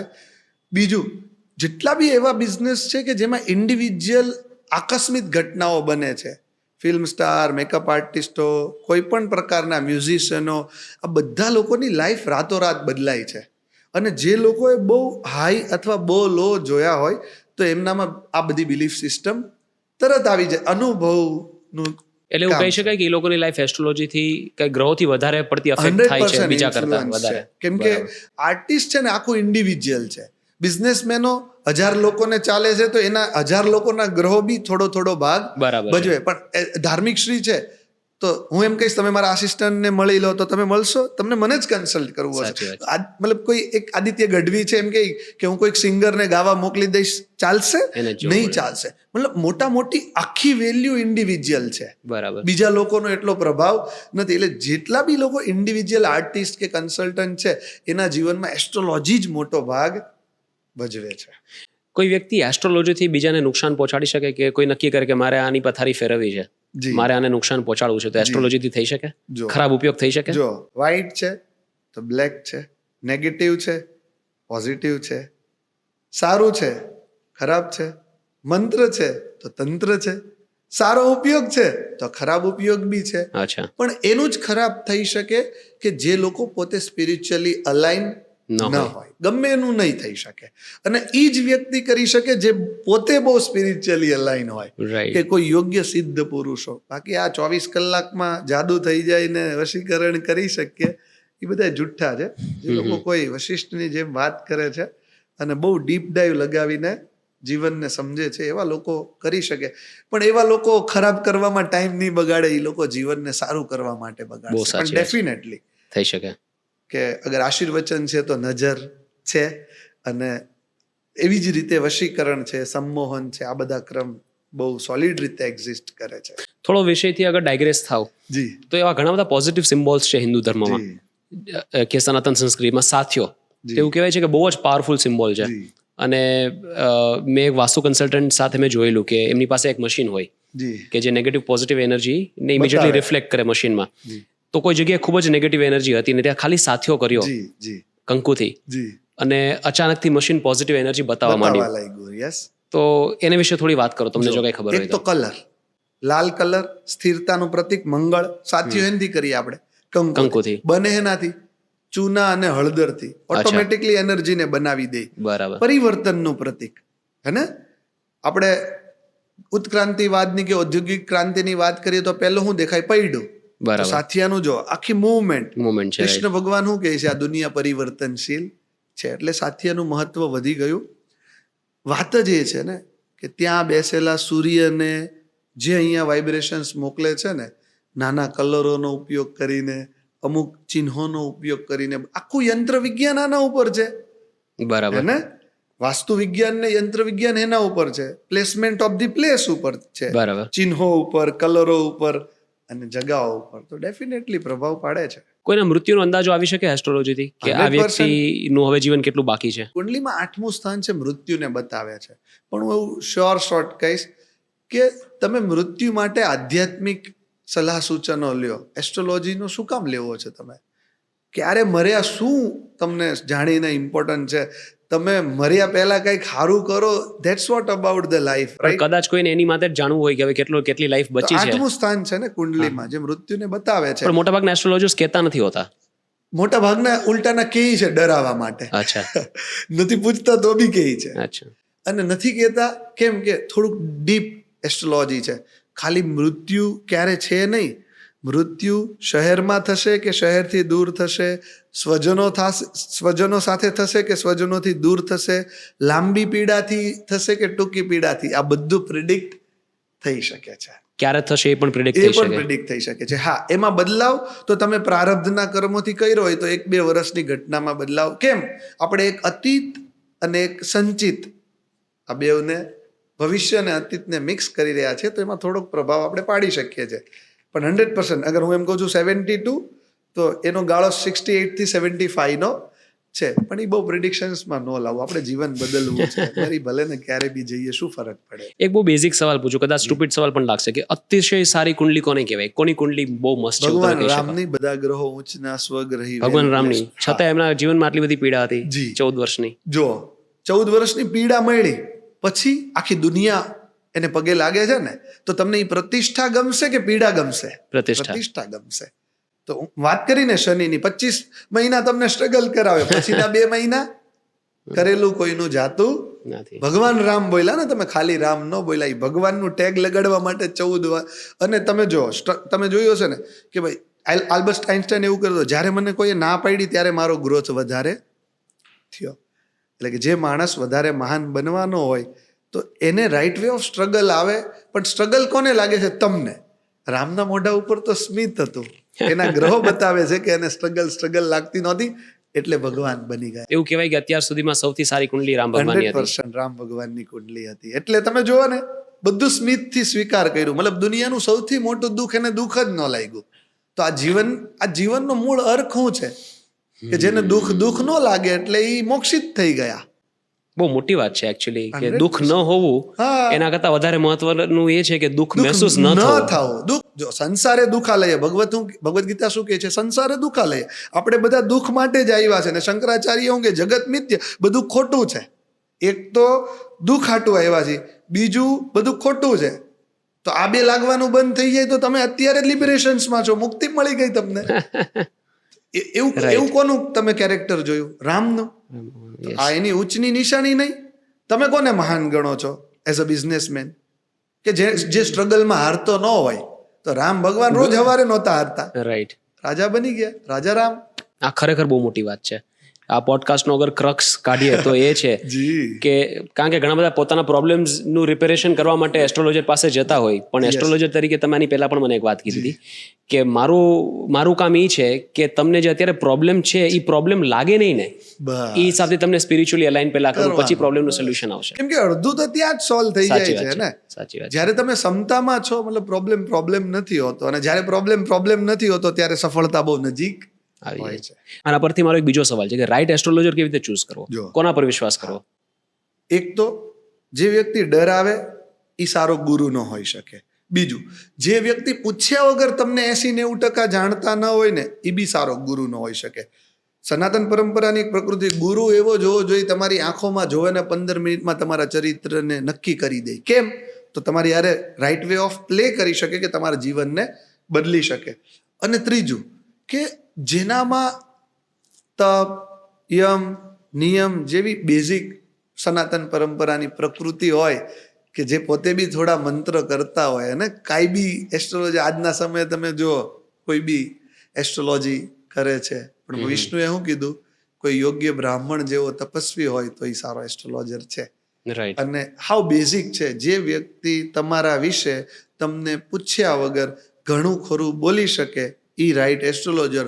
હોદવામાં વાર લાગે પણ એ જ પહેલી બોલમાં સિક્સર મારશે. બરાબર. ઘણી વાર આપણે એસ્ટ્રોલોજીની એડ જોતા હોય ને તેની સાથે વશીકરણ પણ લખેલું હોય, ભૂત પ્રેતની વાતો પણ લખેલી હોય. જી તો એસ્ટ્રોલોજી, વશીકરણ, ભૂત પ્રેત સાથે શું સંબંધ છે? જી જો વશીકરણ એટલે કે કોઈ વ્યક્તિ મારા જેવું વિચારે એવું, તમે ઇન્ડિવિજ્યુઅલ મેનિફેસ્ટેશન તો જાણો જ છો હા. કે તમે જેવું વિચારો એવું થાય, રાઈટ? તો આનો જ એક ભાગ છે કે તમે બહુ કન્સિસ્ટન્ટલી એક મિકેનિઝમનો ઉપયોગ કરો છો અને બધી એનર્જી કોઈક વ્યક્તિ મારા વિશે વિચારે એમાં લગાડી દે છે. તમે એવું બહુ વાર થયું હશે કે હું સવારે જ આવું વિચારતો હતો ને બપોરે મારી સાથે થઈ ગયું. બરાબર. તો એ જે તમને એકવાર થયું ને એને રિપીટેશનમાં નાખી દો, એ વશીકરણ છે. બટ આ 24 કલાક વાળું નથી ને તરત આમ કરી દઉં ને ફોટાથી થઈ જાય, એ બધા જુઠ્ઠા લોકો છે. બરાબર. આ એક પ્રોસેસ છે. વશીકરણનો ઉપયોગ સારો બી છે, ખરાબ બી છે. હું બહુ સરસ સ્ટોરી કહું. બાકે બિહારી લાલમાં એક ભક્ત ગયો હતો, એટલા દર્શન સારી રીતે થયા કે ભગવાન એનામાં વશીભૂત થઈ ગયા અચ્છા. અને એની સાથે નીકળી ગયા. પછી પંડિતોએ ભગવાનને મનાવ્યા અને પાછા કૃષ્ણ કનૈયાને ત્યાં બેસાડ્યા. આ રિયલ સ્ટોરી છે. રિયલ સ્ટોરી છે. એટલે તમને ખબર છે ત્યાં હર 2 મિનિટે ભગવાનનો પડદો બંધ થાય છે, એટલે કે પાછા ભગવાન કોઈનામાં વશીભૂત ન થાય. તો જો ભગવાન જેની 64 કળાઓ જાગૃત હતી એ ભાવથી જો વશીભૂત થતા હોય તો મનુષ્ય તો થઈ જ શકે છે ને. તો એ વ્યક્તિ કઈ જાણતો હશે કે એની ભક્તિ એવી હતી કે થઈ ગયું હશે? બે વસ્તુ છે, એક તો સિદ્ધિ નોલેજથી આવી શકે અને બીજી ભાવથી આવી શકે છે, હે કે તમે ભાવથી બી વશીકરણ કરી શકો છો અને તંત્ર વિદ્યાનો યોગ્ય પ્રયોગ કરીને બી. તંત્ર વિદ્યા શું? તમે બીજી વાર ઉલ્લેખ કર્યો, મંત્ર છે ને તંત્ર છે. તંત્ર શું છે? તંત્ર વિદ્યા એટલે એક એવી વ્યવસ્થા, એક એવું મિકેનિઝમ કે જે તમારા વાયુ સાથે અથવા તમારા ચક્રો સાથે એક પ્રકારની એનર્જીનો ફાસ્ટ વૃત્તિ ક્રિએટ કરવાની. એટલે કે ભાઈ તમારી સાથે રમવાની ફાસ્ટ પ્રોસેસ કે જેમાં થોડું રજસ કે તમસની વાતો કે થોડી ફાસ્ટ વાતો થઈ શકે છે. અથવા તો તંત્ર એટલે કે વૈજ્ઞાનિક ભાષામાં એક યાંત્રિક પ્રોસેસ. એટલે એક રીતે કહીએ તો સ્ટેરોઇડિક, થોડું જલ્દી રિઝલ્ટ આપે, કોઈ વસ્તુને વધારે ઝડપથી એક્ટિવેટ કરવી હોય તો તંત્રનો ઉપયોગ કરી શકાય. ટેકનિક્સ. બરાબર. પણ એમાં જ્યારે સાત્વિક મૂલ્યને છોડીને રાજસિક વાતો જ્યારે વધારે થઈ જાય છે તો એ તાંત્રિક વૃત્તિઓ ગણાય છે. બરાબર છે. પણ આજના સમયમાં હું એવું માનું છું કે એવા સિદ્ધ તાંત્રિકો એટલા નથી રહ્યા. બરાબર. બધા ડરના નામ પર પ્રેક્ટિસ. મોટા ભાગના એસ્ટ્રોલોજર જ્યારે એમની સાથે કોઈ લોકો વાત કરે જી ત્યારે પેલા ડરથી વાત શરૂઆત કરતા હોય છે કે આ કરી નાખો, આ વિધિ કરી નાખો, આ ગ્રહ પહેરી લો, જી નકર આમ થઈ જશે. પછી ગ્રહ વેચે પણ પોતે જ અને વિધિ પણ પોતે જ કરે. જી અને આનાથી લોકોનો ક્યાંક ને ક્યાંક થોડો વિશ્વાસ પણ ડગે છે. 100%. જુઓ, તમે રામ છો તો નહીં. વશિષ્ઠની અપેક્ષા નહીં કરી શકો. કલિયુગમાં જેવો મનુષ્ય છે એવા ગુરુ છે, જેવો પતિ છે એવી પત્ની છે, જેવા પેરેન્ટ્સ છે એવા બાળકો છે. રાઈટ. રામ હતા તો વશિષ્ઠજી એને મળી ગયા, રાઈટ? તો એમ જ્યારે આપણે આપણા જીવનમાં બહુ સારી પાત્રતા સાથે હશું ત્યારે આપણને જ્યોતિષ કે ગુરુ બી સારા મળશે. તો એવા લોકોને મળવું, દક્ષિણા આપીને જયંબે કરવું, પણ એ ખોજ શરૂ રાખવી. કેમ તમે એટલા ભાગ્યશાળી કલિયુગમાં નથી કે તમને પહેલી જ વારમાં કોઈ વશિષ્ઠ જેવો ગુરુ મળી જાય? કેમ કે મળી જાય તો તમે રાવણ બની જશો. બહુ બધા કારણ છે ને કે ભાઈ જે પ્રીમિયમનેસ છે ને પ્રીમિયમ તો બનાવીને રાખવી પડશે. નહીં તો લોકો કાંઈ બી અમારી પાસે તો મતલબ 100 માંથી 5 ફોન તો એવા જ આવે છે કે ભાઈ આ ગર્લફ્રેન્ડને વશીકરણમાં અચ્છા કરવી છે. તો રોંગ વસ્તુ છે. આવા ફોન આવે લોકોના? 100% આજના યુવા વર્ગ ડેસ્પરેટ છે. એની હાવ બ્રેકઅપ થયું છે તો અઠવાડિયામાં જ 16 નળ શરૂ કરે ને પાણી આવવું પડે. તો એવા લોકોને સારા ગુરુ મળી જાય તો શું કરે? રોજ એક છોકરીને વશમાં કરે? ન મળવા જોઈએ ને, જ્યાં સુધી મેચ્યોર ન થાય. મેં એક વાત સાંભળેલી કે એક ગુરુ હતા, થઈ ગયા, સિદ્ધ પુરુષ હતા, હું એમનું નામ નહીં લઉં. જી એ ક્યારે લોકોની સામે જોતા નહીં, કારણ કે એમની તપસ્યા એટલી બધી હતી અને એમની પાસે સિદ્ધિ હતી કે અગર એ કોઈની સામે જોવે, તમારી સામે જોવે, તમારી કોઈ ઈચ્છા છે, કોઈ મનોકામના છે, એ પૂરી થઈ જાય ખાલી એમની દ્રષ્ટિથી. જી અને એ સમયે અગર જો તમારી ઈચ્છા કે મનોકામના કોઈ ખરાબ હોય તો એ પણ કદાચ પૂરી થઈ જાય એમની સિદ્ધિથી. જી એટલે એ વાત તમારી સાચી છે. જો 100% થઈ જાય. સિદ્ધિઓના બહુ બધા કન્સેપ્ટ છે. જો સિદ્ધિનું બેલેન્સ હોય ને તો એવું ન થાય. કેમ? તમે મારી સામે જોવો તો ખરાબ વિચાર જ ન આવે. હમ. પણ અમુક સિદ્ધિ એવી છે કે જે રાજસિક વૃત્તિ કે તાંત્રિક વૃત્તિથી આવી ગઈ છે, તો સામેવાળો માણસ કાંઈ બી વિચારી શકે છે ને. બરાબર. બાકી તમે વશિષ્ઠજીને મળો તો તમે ખરાબ વિચાર એના સાનિધ્યમાં કોઈ ખરાબ વિચાર આવે જ નહીં. That is all about. આપણે ઉજ્જૈન જઈએ, ગમે એટલા પાપી હોઈએ, કેવું એક સેકન્ડમાં પવિત્રતા, સ્મશાન, સમતા, વૈરાગ્યના વિચાર આવી જાય છે ને. તો ગુરુ દ્રષ્ટિ બી એવી જ હોવી જોઈએ. રાઈટ. અમુક કેસ છે, કારણ કે સાધનાના અનેક સબ્જેક્ટ છે. આપણે કોઈ મોટા માણસની કુંડલીને એસેસ કરીએ, ફોર એક્ઝામ્પલ પ્રધાનમંત્રી નરેન્દ્ર મોદીજી, તો એમની કુંડલીમાં એવું તો શું છે કે એમને આટલી બધી સક્સેસ મળે છે, લોકો એનો એટલો બધો વિરોધ, એમના વિરોધીઓ એમની વિશે ગમે એ બોલે, ઘણા બધા કાવતરાઓ કરે, પણ છતાંય એ કંઈ કરતા નથી તો પણ એમના મતલબ એના શત્રુઓને એવું તો કંઈ પરેશાન નથી કરતા. એમના શત્રુઓનો સત્યાનાશ થઈ જાય છે, અમુક લોકો ગાયબ થઈ જાય છે, મણિશંકર એયર ને બધા અત્યારે ક્યાંય દેખાતા નથી. તો એવી તો એની કેવી કુંડલી છે કે બધી જગ્યાએ જ્યાં હાથ નાખે ત્યાં સોનું નીકળે? જો સોલિડ મંગળ છે. મંગળ કલયુગનો સૌથી ઇમ્પોર્ટન્ટ પ્લેનેટ્સ છે. મુકેશભાઈ અંબાણીની કુંડલી લઈ લો કે નરેન્દ્ર મોદીજીની, એવા માણસો ક્વિક છે.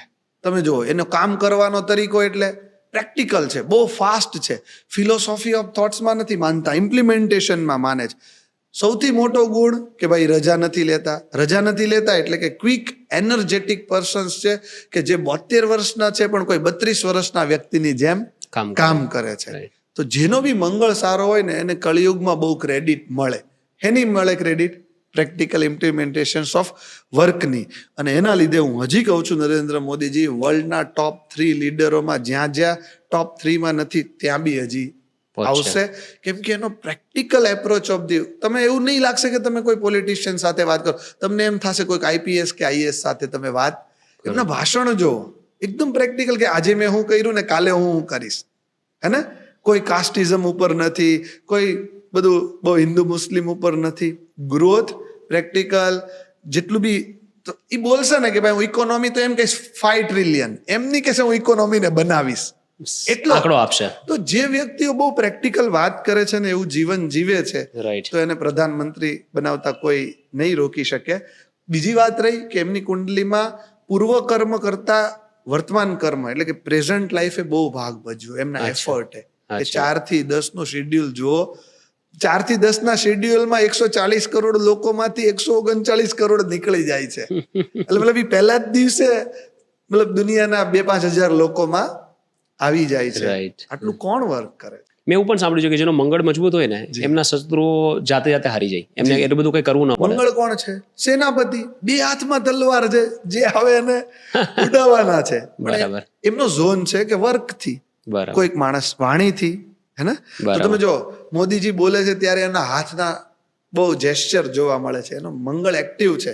એના શોલ્ડર એટલે જો એની ટીમમાં જે 2-3 લોકો છે એ બી બહુ એગ્રેસિવલી એક્ટિવ છે, તો એને દોસ્તીઓ બહુ સારી મળી છે. તો જેનો મંગળ સારો હોય ને એ માણસ કલયુગમાં ધૂમ મચાવે છે. મુકેશ અંબાણીની વાત કરીએ, મેં એવું ક્યાંક સાંભળ્યું છે કે કોઈ એસ્ટ્રોલોજર એવું કીધું હતું કે એમની કુંડલી એટલી બધી પાવરફુલ છે કે એમની 72 પેઢી ઐશ્વર્યમાં રહેશે. જો ન્યુમેરોલોજીની વાત કરીએ તો એ 19 એપ્રિલ છે, 9 ને 1 10, 1+0 1, 1 નંબર છે સૂર્યનો. સૂર્ય એટલે રાજા. એમના ચાર્ટમાં સૂર્ય બી ઊંચનો છે, નંબર બી 1 છે, મંગળ બી ઊંચનો છે. એક એવો વ્યક્તિ જેનામાં સેનાપતિના બી ગુણ છે અને રાજાના બી ગુણ છે, તો એ કાંઈ બી કરી શકે છે. તો કાંઈ બીમાં 72 પેઢી, 7200 પેઢી કે 7 પેઢી એટલી ભવિષ્યની વાતો કરે એ તો ક્યાંક જુઠ્ઠા છે કે 72 પેઢી એવું કાંઈ હોતું નથી. પણ એવું નિશ્ચિંત છે કે જેના આ 2 ગ્રહો સારા હોય એ બહુ સ્ટ્રોંગ લેવલના બિઝનેસ ઓન્ટરપ્રિન્યોર બની શકે. આ છે આપણે દેખાય છે એમની બધી સ્પીચમાં આગલા 3 મહિનામાં શું થવાનું બહુ પ્રેક્ટિકલ વાતો હોય છે. દુનિયા પર, પૃથ્વી પર એસ્ટ્રોલોજીની શું અસર હોય? સ્ટોક માર્કેટ પર શું અસર હોય? જી, તો એક તો મારી દ્રષ્ટિએ આવનારા 20 વર્ષ સ્ટોક માર્કેટની દ્રષ્ટિએ ઇન્ડિયાના છે. ફોરેન ઇન્વેસ્ટમેન્ટ આવે કે ન આવે, આજનો જ તમે ડેટા લઈ લો તો 40% વેલ્થ 30 વર્ષથી ઓછી ઉંમરનું સ્ટોક માર્કેટ ઇન્ડિયામાં ચલાવે છે. તો સોલિડ ફ્યુચર છે. મોદીજી કહે છે આ દિવસે 5 ટ્રિલિયન ઇકોનોમી થશે, તો હું વિચારું છું કે 4 મહિના પહેલા થઈ જશે. બરાબર. બીજું કે જે બી વ્યક્તિઓનો રાહુ અથવા તો ગુરુ સારો હોય, તો ભારતમાં તમે જો સ્પિરિચ્યુઅલ એલિમેન્ટ્સ બહુ એક્ટિવ છે, તો સ્ટોક માર્કેટમાં બી 2 ગ્રહો છે, રાહુ અને ગુરુ. જેનો સારો હોય અને જો એ વ્યક્તિ ડિસિપ્લિનમાં આવી જાય તો એ વ્યક્તિને કોઈ રોકી શકે નથી. વાત કરીએ સેક્ટરની, તો નરેન્દ્ર મોદીજીનો મંગળ સારો છે. તો જેટલી બી બ્રોકરેજ ફર્મ છે, ફાઇનાન્શિયલ બેંક છે, ઇન્ફ્રાસ્ટ્રક્ચર અને રિયલ એસ્ટેટ છે, જેટલું બી રિન્યુએબલ એનર્જી, પાવર જનરેશન અને યંગસ્ટર્સ રિલેટેડ છે, એ બધા સ્ટોક બહુ સારો ગ્રોથ કરવાના છે. આ હું 1 વર્ષથી બોલું છું ને બધા 50-50% હાઈ મારીને બેઠા છે. ધાર્મિકશ્રી, ખરેખર ખૂબ મજા આવી આ વાત કરવાની. આ તો વિષય એવો છે કે વાતો કરવા બેસીએ તો 2 દિવસ ઓછા પડે. જી, આઈ થિંક આપણે 2 કલાક જેવી તો વાતો કરી અને મને તો ખૂબ જ મજા આવી, ઘણું બધું જાણવા મળ્યું. મારો ખૂબ જ રસનો વિષય છે અને આઈ એમ શ્યોર લોકોને પણ ઘણું બધું જાણવા મળશે. એસ્ટ્રોલોજીને થોડું નજીકથી લોકો સમજતા થશે આ પોડકાસ્ટથી. અને હું એવું ઈચ્છું છું કે આપણે હજી એક પોડકાસ્ટ કરીએ, હજી થોડું વધારે ડિટેલમાં આ વિષયને આપણે સમજીએ અને એક આખી સિરીઝ બનાવીએ. હું બી ત્યાંથી જ કહીશ જ્યાંથી મેં વાતની શરૂઆત કરી હતી. આશા તૃષ્ણા ના મરી કહેગે દાસ કબીર. તમારી જે પૂછવાની ઈચ્છા શક્તિ છે ને એટલું તમે જ્ઞાન લઈ શકો છો. તો વ્યુઅરો માટે બી છે કે તમે જ્યારે બી કોઈ ગુરુને મળો તો પહેલા જાણો અને પછી એટલું પૂછો કે જેમ મધમાખી મધપૂડાની પાછળ, તો અંદરથી સમુદ્ર મંથનમાંથી અનેક રત્નો નીકળી શકે છે. મને બી બહુ આનંદ આવ્યો કે આટલી યંગ એજમાં તમે આટલા ડેપ્થ ઓફ સ્પિરિચ્યુઅલ ક્વેશ્ચનને લઈ રહ્યા છો. Thank you so much. હરે કૃષ્ણ, હર હર મહાદેવ, જય અંબે. જય અંબે. હરે કૃષ્ણ, હર હર મહાદેવ. Thank you.